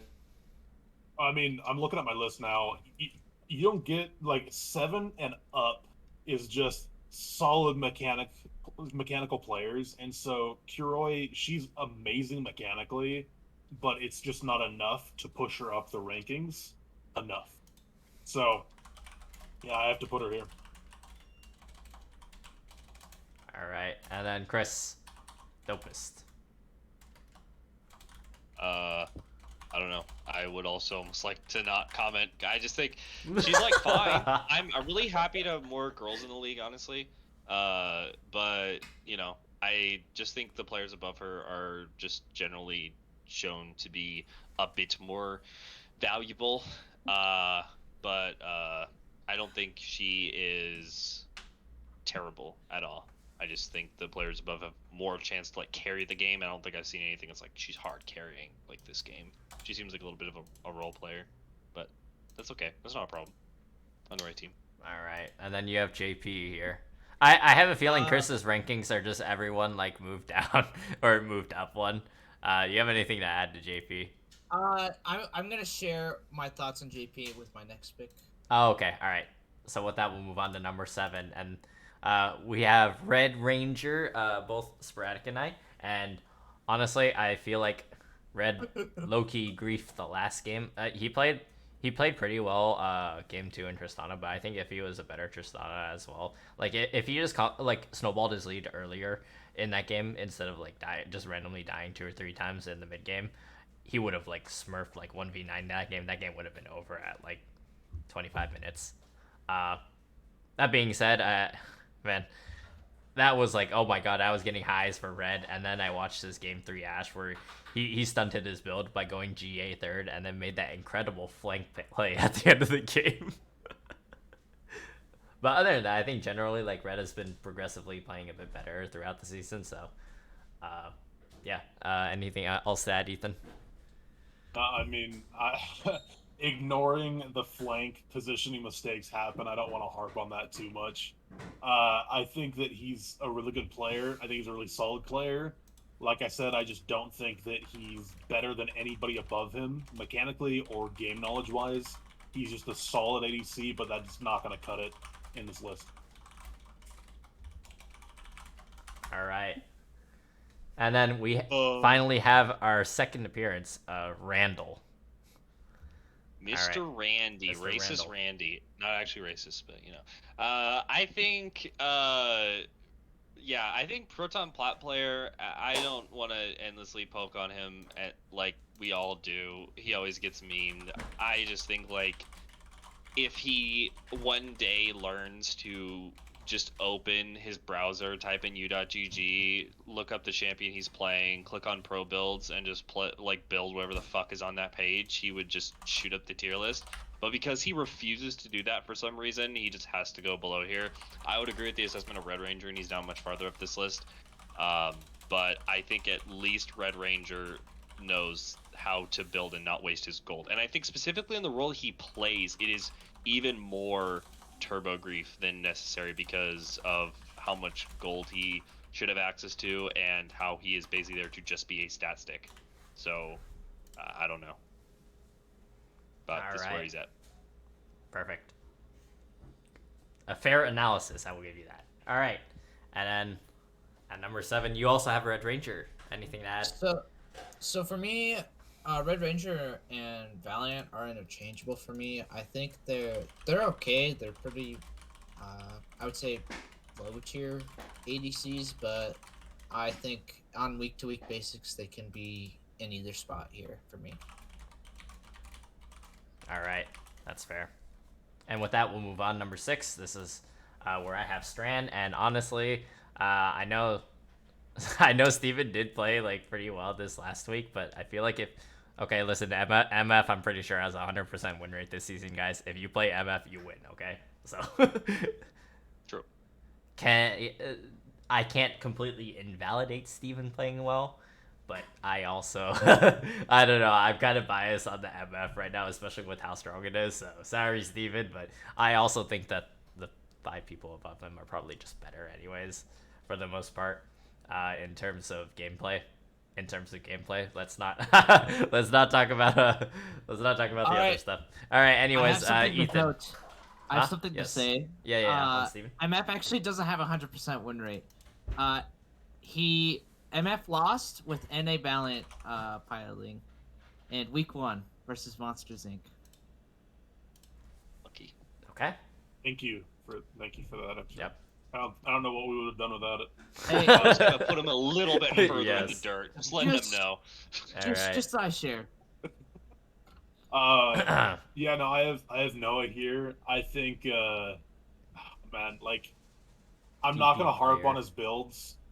Okay, I'm not gonna try to harp on his builds. All I'm gonna say about Noah is that I think he intentionally does this shit because he thinks it's funny. He's like a toddler that shits his pants and then goes to his mom and says, "Hey, look what I did, Mom." Like, he knows what he did is bad, but he just wants kind of the attention. So I'm just not gonna give it to him. I'm gonna leave him there. That's all I have to say. All right, that's fair enough. That, you have Saul at number 6. I feel bad. I feel like I'm stabbing all my friends in the back, putting them so low. You are, but it's okay. I know, I am. It feels bad. But to be honest, I just feel like Saul never really, like, I think he's so good. I think he should be second. Like, he should be right under Rob, and he's shown he can even outlane Rob. I just feel like he built just a really bad team with his draft decisions, and also he just never really asserted the pressure that I would want to see out of him or a player of his caliber. And I know like his laning partner isn't the best, so it's not all on him, but I don't know. I think maybe I just put him here just because I think he could do much better, and he just did not do what he can't do the entire season. But overall, he should be like top 2, top 3. Okay. All right. With that, I'm going to move on. Number 5, and I think it's for the same reasons as Chris just mentioned. I also feel like it's almost like that is similar of the logic effect, where I feel like Sol is like very pressured to. I feel like. Not trying to blame anyone. Not trying to blame anyone. I feel like Sol was like kind of pressured. It almost feels like bot lane is like very. Uh, he's like playing like versus the enemy bot lane and the jungler, and he's trying to like find a way to carry it. But yeah, that's all I gotta say. I think if Cell was on a better team, I think he'd be able to shine a lot more. But as far as like gameplay goes, when they have trouble like getting early 2v2s, they just can never really get into the lane. So, or like get into the game. Anything to add on to that, Ethan?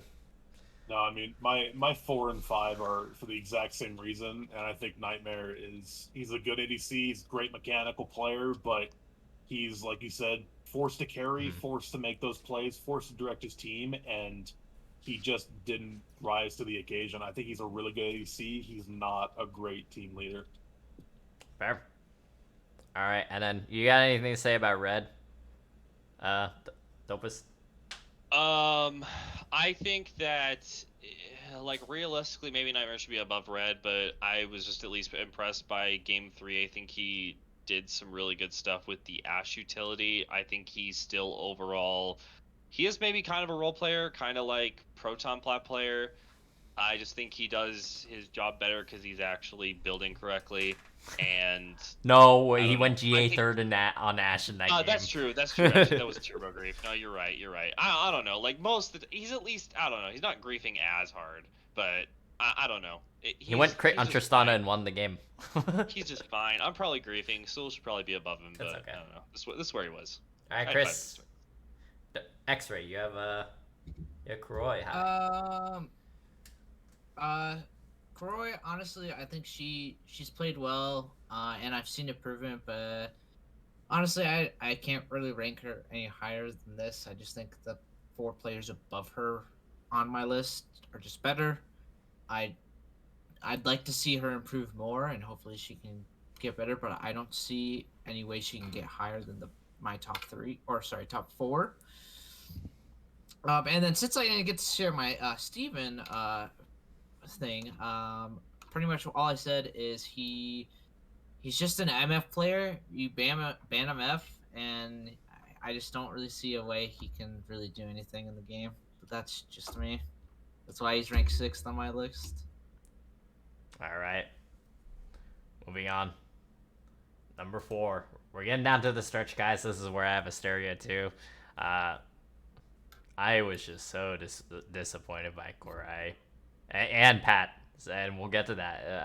I'm just very disappointed by their bot lane's gameplay the last 2 weeks. It's very subpar, and honestly, they very much disappointed my expectations for in those terms. I think they have to play better in order for their team to be successful. You know, like especially with the way their team is. It's kind of like Rob's team, right? If Rob is not doing well, they're probably not winning the game. It's the same in this situation too. So there is pressure for Asteria to bring his team to victory. Yeah. And it's not all his fault, to be honest, but I think there are things he can do better, including like trading at like better times or trying to like give his team give like his team a little bit more or agency. Maybe like think about playing a bot lane that can like just giga push, and maybe they can play to roam or be a little bit more self-sufficient for themselves. Yeah. But anyways, moving on. You have anything to add there, Ethan? You said it all. I kind of explained it with Nightmare too. I expected better, and I expected him to lead his team better. All right. And then I'll just X-Ray. Do you want to add anything onto that as well? Yeah. Honestly, I'm pretty kind of like what you guys said. Like, I'm pretty ashamed. Honestly, I'm pretty sure he should only have 1 point as well, or sorry, 2 points. Because I think he just kind of had a fluke win, week one, and then just kind of just fallen off. So, I mean, good job, I guess. I don't really know what to say about him. All I can really say is he should be playing better. All right. And do you have anything else to say about Strand, Chris? Yeah. Dopest? I want to Yes. say that Strand is cracked. You guys can say I that forgot no he's one's on using his F, team. but that's not true because he's a god.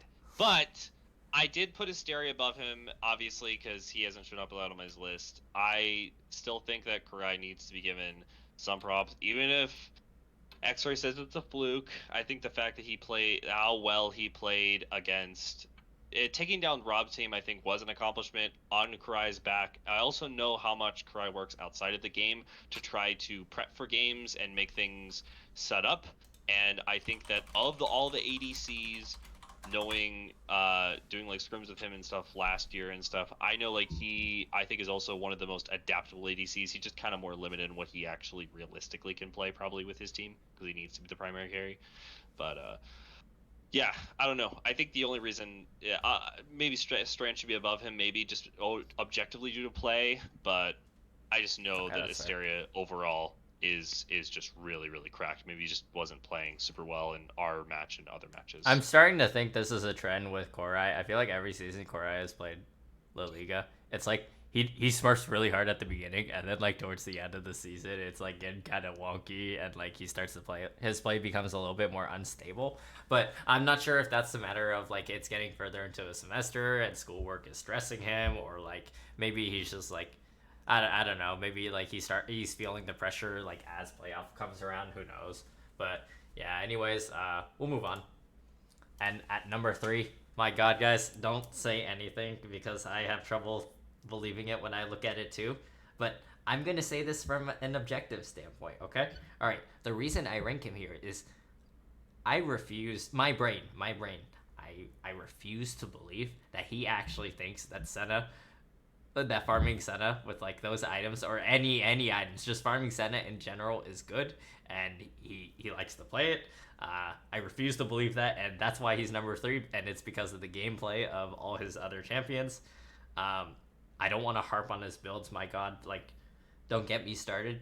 But think about it this way: if he can win with those builds, imagine if he actually builds like a human being. Okay, guys. Like, and yes, he did have a very nutty MF. Oh, but you want to know the reason why no one talks about that? It's because you built Essence Reaver into Mortal Reminder. Now think about if you had like 2 lethality items instead, how much damage that MF would have done even. Like, I know it's not as good as before, but you probably would have wiped them compared to what you had. But anyways, yeah. I think Proton, when he puts his mind to it and doesn't grief, is a good player and can actually win Monsters Inc. a lot of games by being the carry that they play around. Besides Sulpan, but that's like an early game thing. So, oh yeah, if Proton was on any other team, and this needs to be addressed. If he was on any other team and he chose to build the way that he built some of his champions, he would probably be like 1-4 to be honest. He would solo lose games. Yeah, and I think the bigger reason that this team is doing well is because they got a steal. Somehow Garrett got to the 4th round. And I know that there were at the beginning of the season there was a meme that they could not play with each other, but they are still like 2 like decent individual players, like in the upper tier of like their rankings, just even by looking at rank alone. I don't understand how they got together, but it happened, right? So I think most captains intentionally left Asteria, Alturas up, Yeah. Alturas up because they were like, there's no way Sultan is combining those 2 people together. There's no way. And then he did it. So, Yeah. More power to him, man. Yeah. I just remember in the draft discussions, just like, everyone was just like, I was like, who's picking what? And everyone's like, yeah, well, we're not picking Garrett because he has no mental. And then the fucking Sulpan made the team and he made it work. So, it's off to him. all right. That's all I have to say about Proton. Let's move on. Number 3, you have Strand, and I actually kind of respect this for having him this high. Let's go. Yeah, so okay, I'll explain the Strand pick. I think he's such a consistent point for his team. He's a really good role player, and he can go toe to toe with the best ADCs in the league, reliably. And so for the team that he's on, he's just such an asset. And so that's why I put him third, because I don't think Asteria or Nightmare performed. And so Stren is here. He's a really good player, really solid player, and will never be number one, but will never be in the bottom as well. All right. And then we have Ethan, our boy Ethan, like Dopest. Yeah, what you got, Dopest? I don't know. I think Sprague's really good. I mean, he didn't get to play a lot. He didn't get to play a lot of this season, so that feels Well, bad. no, he only missed shout out to he him. only missed 3 games. Oh, did he? Okay. Yeah. Wait, 3 games. That's like that's like more than half the season, Daniel. I don't think. Did he actually miss No, 3 no, games? no, no, no. I missed 2 series. 2 series. Oh. 2 series. Sorry. Oh, okay. I see what you're saying. I was like, that's like most of the season, Daniel. Yeah. No, I mean, I think Spreddick's really good. He plays way above his rank. I think that the other 2 players above him are better, but also, once again, to be fair to Spreddick, he didn't get to play most of the season and a chance to show that. So, you know, shout out to him to coming back from an extremely traumatic event of having your fucking body rebel against you. So, you know, I think he's really good though. Like he definitely could be top 2, for sure. All right. And then you have Soul at this spot, Chris or X-Ray. So for me, I put Solo this high because I honestly think, like, I think he would have performed well this season if he just had, you know, if his teammates were just a little bit better. Not saying that his team was bad, but I just think if his team was just a little bit better, he would be winning a lot more. But you know, I honestly still think he's one of the best ADCs in the league. So I kind of just ranked him here because I think this was the overall how I see him as. But you know, it didn't work out this season, so hopefully it'll be better next season. All right.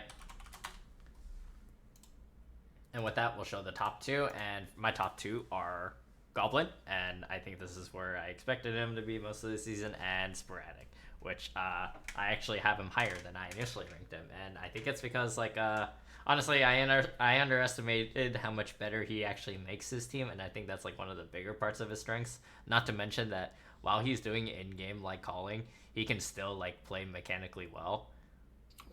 Dude's actually just fucking cracked, honestly. And I think if Sporadic found like a solid like duo partner, he would easily be diamond, like for sure, like probably like 50 games max. So yeah, I've put it in chat multiple times. I need a support to follow me around and set up kills for me. That's all I need in life. True. All right. And then Ethan, you have yourself and Goblin at number 1 as well. Intelligent. I mean, I think Goblin and I love playing against Goblin. I think it's a lot of fun. I was actually talking about this earlier today, but Goblin will look at a play and say, "Man, that's not like we could. That's a good idea, but we could lose a lot if it goes bad. So let's not do it." And I look at a play and go, "Let's fucking try it. Let's do it." And I usually feed. So that's the biggest difference between me and Rob, and that's why he's higher than I am. Is he has self control and I don't. So Bucket wee ball energy. All right. And then you have anything else to say about Goblin and Korai? Yeah. Goblin's the best. I will say, I probably should have this before, but I would say like Sporadic is like, this is not an insult at all, but say Sporadic is like worse Goblin, but that's only a compliment because I think he provides all the similar things, just worse. But that's not bad because Rob provides so fucking much. There's a reason his entire team is built around him, and he's still one of the strongest teams. And then I think maybe I put Karai too high, but I think he still needs to be commended for his performance against Goblin, considering how highly I think, how good I think Goblin is.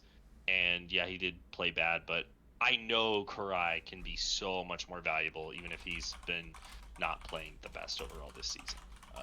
But that's the only reason he's slightly above, because I think Karai is slightly higher peak that we've seen player than Sporadic is. Not saying he can't be, just saying that's my opinion. All right, and then Chris, X-Ray, Goblin, Ethan. Listen, Rob. man, Rob had a rough week 1. After that week 1 series, he was like, "All right, fuck it, we're playing ranked with Hallow's Eve. It's Joey." And honestly, I'm proud of him. He's come back to claim his spot as number 1. So good shit to him. And honestly, for Sporadic, honestly, man, I think you're a fucking legend. This man left a legend and came back a legend. Appreciate So, it. for so honestly, that's literally what I have in my notes of you. I think he left a legend and came back a legend. So good shit, brother. Yeah, you guys are gonna inflate my ego too big. I can't walk through a door, so you gotta stop. All right? Hey, that's why I had to keep you at 3. I'm helping you. Yeah, out. yeah, yeah. No, Exactly. I appreciate it. I appreciate it. We're trying to make that back feel a little bit better from carrying your team. Yeah. Definitely not the IRL thing. Oh! All right.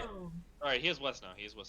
All right, let's move on to final rankings, guys. This is taking a while this time, but hey, we got some good insight here.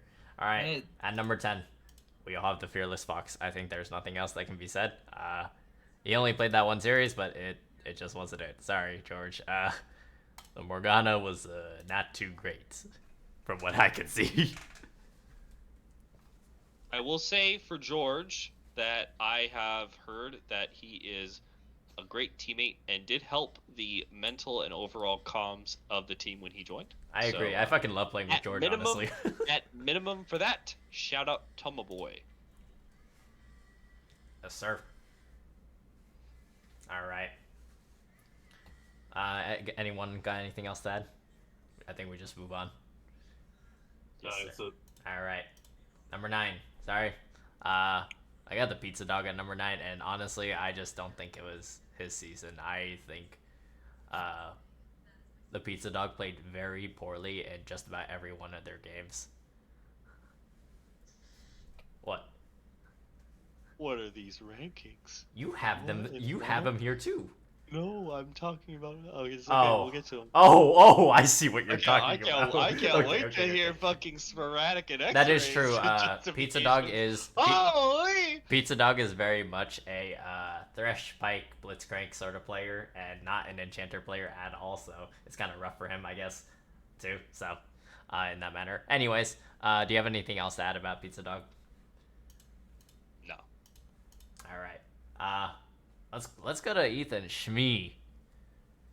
No, I mean, I think he's a good support. I don't think that he can solo win bot lane, and I think he's more of like the Zyro player, which just isn't really in the meta right now. Like it can be good, but you have to play it really well against people that don't know how to use their hands when they're playing the game, and so like, I don't know. I think he stays right in 9th for me. All right. Hey, X-Ray, did you even watch like any of the games like the last 2 weeks? Not just this week, the last 2 weeks, dude. Come on. No, Yeah, I Venom watched. is not I nice. watched. So I'm gonna be honest. This list, the support list, I actually like was on like 0 hours of sleep pretty much, and I just fucking threw people on the thing. I'm gonna be Huh. honest. This list is kind of screwed. But honestly, Venom in the Monsters Inc. game, he actually fucking smurfed the shit out of them.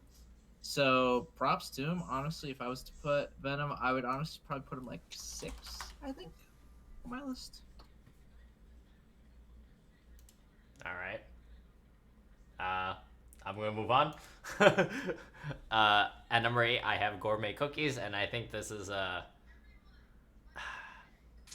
honestly, I was like contemplating on moving Ethan up 1 or 2 spots, but like, I can't help but remember like watching the end of the first game and thinking that there was hope, and then game 2 turns into that. Yo, but his Nunu was fucking sick though. I gotta give him that one. He'd be ranked pretty high in jungle for his Nunu. But other than that, I put him 8th because of his fucking Nunu. Fucking Nunu rolling into my lane level 2. yeah.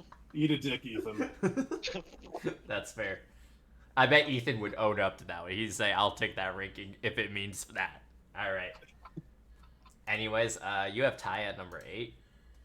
Dopest. Yeah, I work with Ty. He's one of my coworkers. I invited him to the league. I love him, and I think he's really good. I think his comms are insane. There's a reason Rob jizzes every time he talks about his voice, but I just think he just has not played super well in game. And Cookies is just a turbo griefing troll, but at least he had some games where I feel like he did have really good impact, and he helped make JP and A Valiant look decent.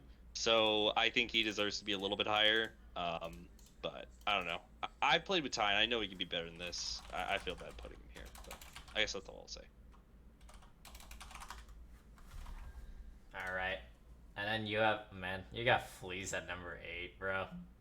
Listen, Faye, okay, all right. I know Faye, like, she's not like number 1 or number 2 as the fort, but like 8th, bro. Come on. listen. That's The a voices. The voices. I haven't seen a game where she actually did well on support.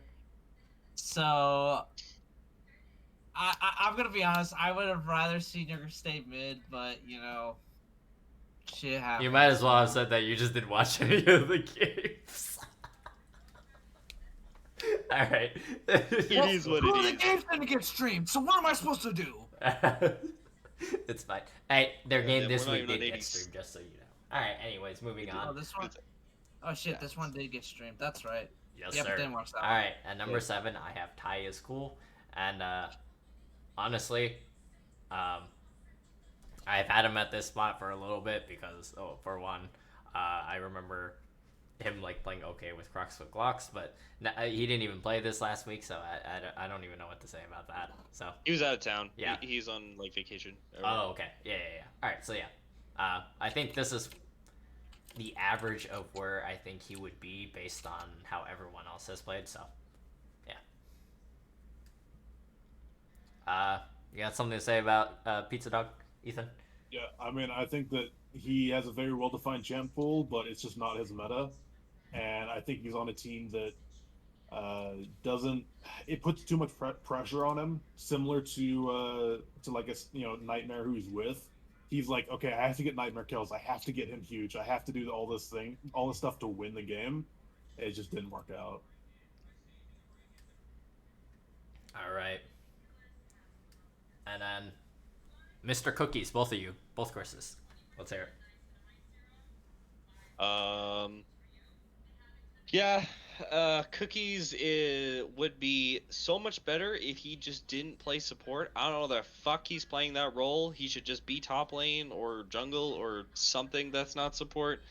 But he is, and he hasn't been playing super well. He has at least had some impact some of the time though, and played a little bit better. And it seems to have a good vibe for his team for the most part, from what I've heard.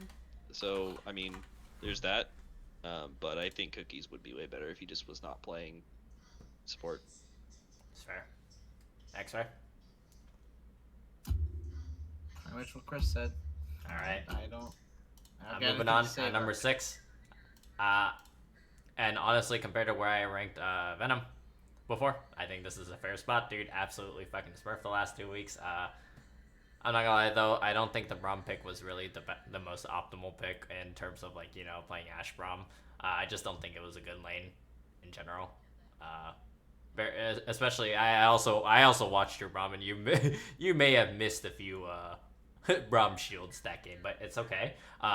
Your Thresh was fucking godlike though. Fucking Mad Life spawned in you or something like that. My god, you were popping off and just absolutely yacked them.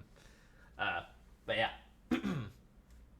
Venom on Thresh. I remember Solpan in the very first week of Power Rankings said, watch out for Venom on Thresh, and I finally actually got to see it because that very first one was not streamed. So, yeah. Ban that shit if you're playing into Venom. Anyways, anything to add, Ethan? Yeah, no, Venom's a fucking monster on Thresh. Also, he threw those Braum shields backwards for style points. I firmly believe that. No, but in all honesty, this guy's nuts. Like, he was bottom of the list for the majority of the season, for most people, but no, this guy's nuts. He's doing really well. All right.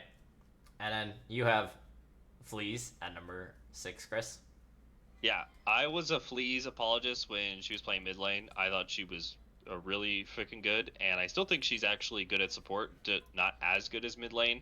I think maybe I overly awarded Venom because I will have him the highest here on this list, but I just think his Thresh game was insanely impressive considering his rank. Yeah, I don't know. I think he was just playing out his fucking mind, and he deserved at least as much respect as I could give to him. And I think that performance alone is better than anything I've seen out of Fleas on support, but I still think she's really good. All right. At number 6, you have Pat here. And yes, I know it's been a rough 2 weeks, but still. I'm gonna be honest. This list is not my list. I was literally like half asleep when I made this list. All right. Were you half asleep when you put yourself third as well? Or... Oh no, I was fully awake for that. I'm gonna move on. All right. Number 5 is where I have Fleas, and I think it's because I think the top 4. So, Faye only played, I think 3 series, was it? Or not even 3 series, 2 series at support, right? No, 3, because Verital played 1 at ADC. So, and I think that's a big part of why I have her at 5th, because I think the people above her played consistently enough during the weeks to where I am kind of like, I think that's, I think they deserve to be above her for playing well those weeks. Not the, just ban phase Nami, or Nami's fucking cracked.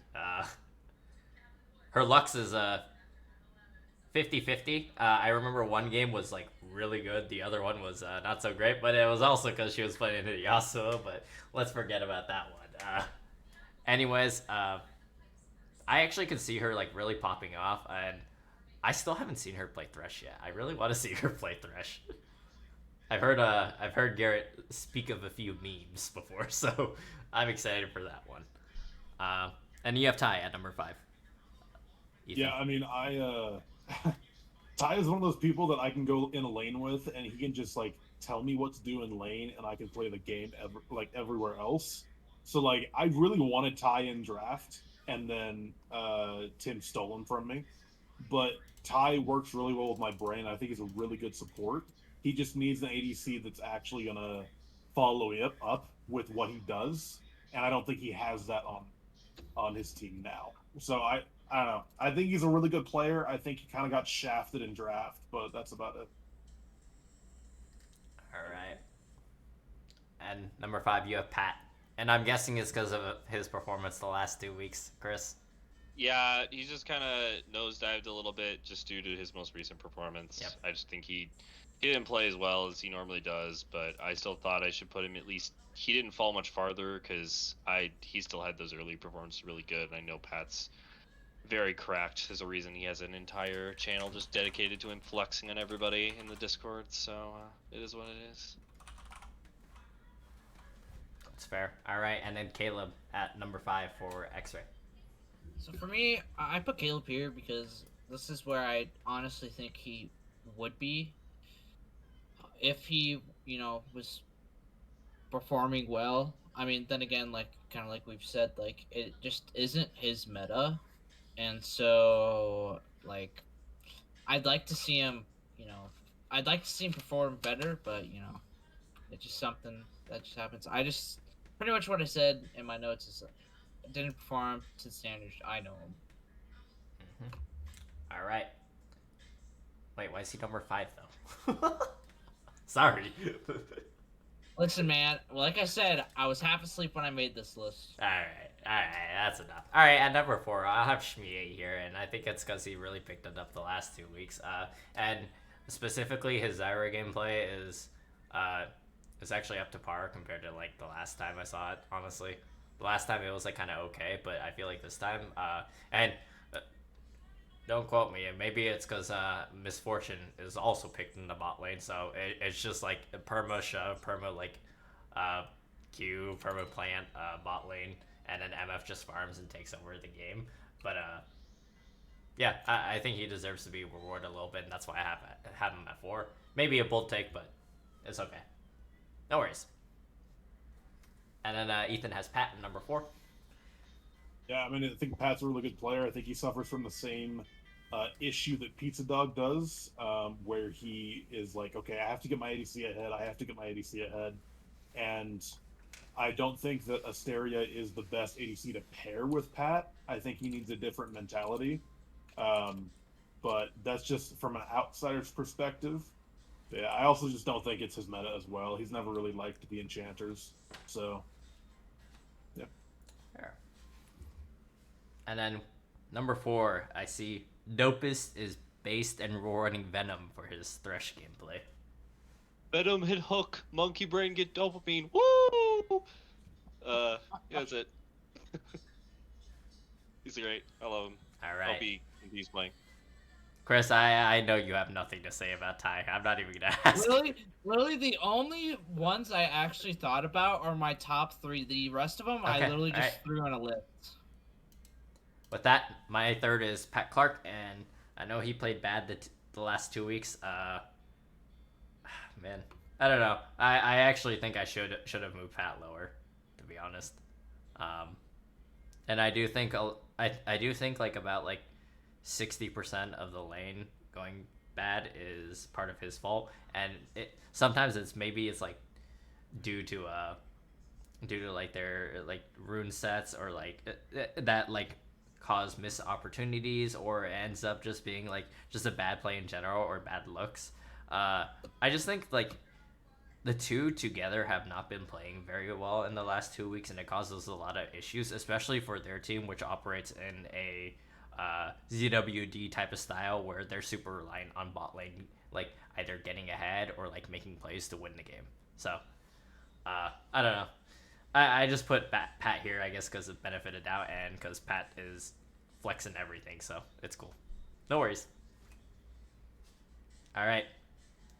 And we see Ethan, number 3, Faye is here. Yeah, so I put Faye here because there are 2 types of sports in my brain. The one that can like handle lane and like understands exactly what they need to do in lane, and the other one who like wants to follow the ADC's lead on what they want to do in lane. I definitely prefer somebody who can play like by themselves in bot lane, and she is definitely the other camp. And so that's on me for not being as vocal as I need to be. And so I take the full responsibility for her not shining because I think she's a really good player. She just needs a different ADC. But I'm making it work and I'm doing my best with it. But yeah, no, that's my opinion. I think she's really, really good. I think she needs a different ADC. All right. Fair. All right. At number 3, you have Noah Shmi. Yeah, the boy. All right, so me and Noah do not get along very well outside of game, and I thought that our team was going to be rough because of that.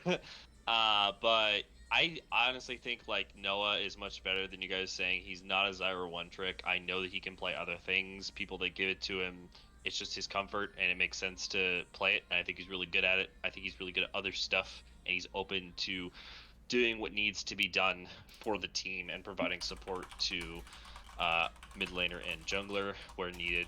And I don't know. I think he's much better than now that I've played with him. I think he's much better than I ever thought he was previously. He's not as good as the people that I put above him, but I think he is cracked and deserves respect. All right, fair. Anything to add on to that, X-Ray? You also have Shmi at number 3. For me, no, not really anything else. Kind of what Chris said. Honestly, I think when he gets Zyra, he's pretty solid on it, and whenever he gets Seraphine, he also looks pretty comfortable in that champion as well. So, yeah, well done. All right, and with that, we'll finally show the top 2. And for me, I have Hallows Eve at number 1 and TSM Ed Sheeran at number 2. And goddamn! Listen, believe me, I was heavily considering putting Garrett at number 1 for his sheer mental of having to play with those builds. But I decided to be a little bit more objective about it, and honestly, Garrett's Renata in Game 3 was definitely not the cleanest. I will say he actually did die like 2 or 3 times because of Proton, but still, I think he probably should have just let him die in those scenarios. But in that sense, I think it's more a result of Hollow's Eve picking it up and playing a little bit better around Rob and allowing them to win more games. And yeah, I know everyone's gonna say, but Joey's just an enchanter player, but she's still like, you know, she's still able to like play to the meta and just do what she needs to do in order to win. That being said, I think Garrett does have a more diverse champ pool and can definitely contend in that manner. Yeah. Do you have anything to add there, Ethan? No, I mean, I think Garrett is a fucking strong man for carrying that bot lane. I'm watching like their bot lane dynamic, and Garrett is quite literally winning the trades for them because Agreed. Noah can't. So I don't know. That's my opinion. I think Garrett's nuts. And a Hallows Eve, I think she is in the right place at the right time. She has really good like macro understanding. She has a really good game knowledge, and then followed with that, she is in a perfect meta for enchanters. Like she plays all the enchanters, she knows how to do it really well, and then she's coupled with the best ADC in the league, and so they're a dangerous bot lane. So yeah, I think she's just a really good player. All right. And then, Dopest, what do you have to add to that? Also have the same thing. We all have the same thing. Let's hear it. Yeah, Garrett's cracked. He solo carries Min's bot lane pretty much every game.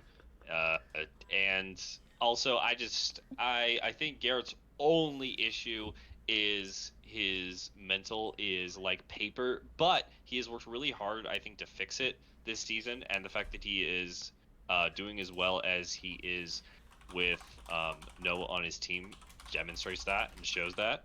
Um, but every other aspect, I think he's really, really good. I just think Hallows Eve is just a better version of Garrett, but not by a large margin. They're pretty close overall. All right. And then X-Ray. I'm gonna be honest. I think Howl's Eve is number one. TSM Ed Sheeran. That's why I have them. But honestly, I think in some weeks, during the season, honestly, I think they were interchangeable.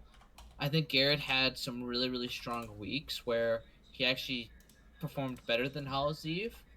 But I think by the time we got to the end of the season, I think just Howl's Eve was just a little bit better than Garrett. So honestly, I think going into playoffs, I think it's going to be a tight first and second with those two.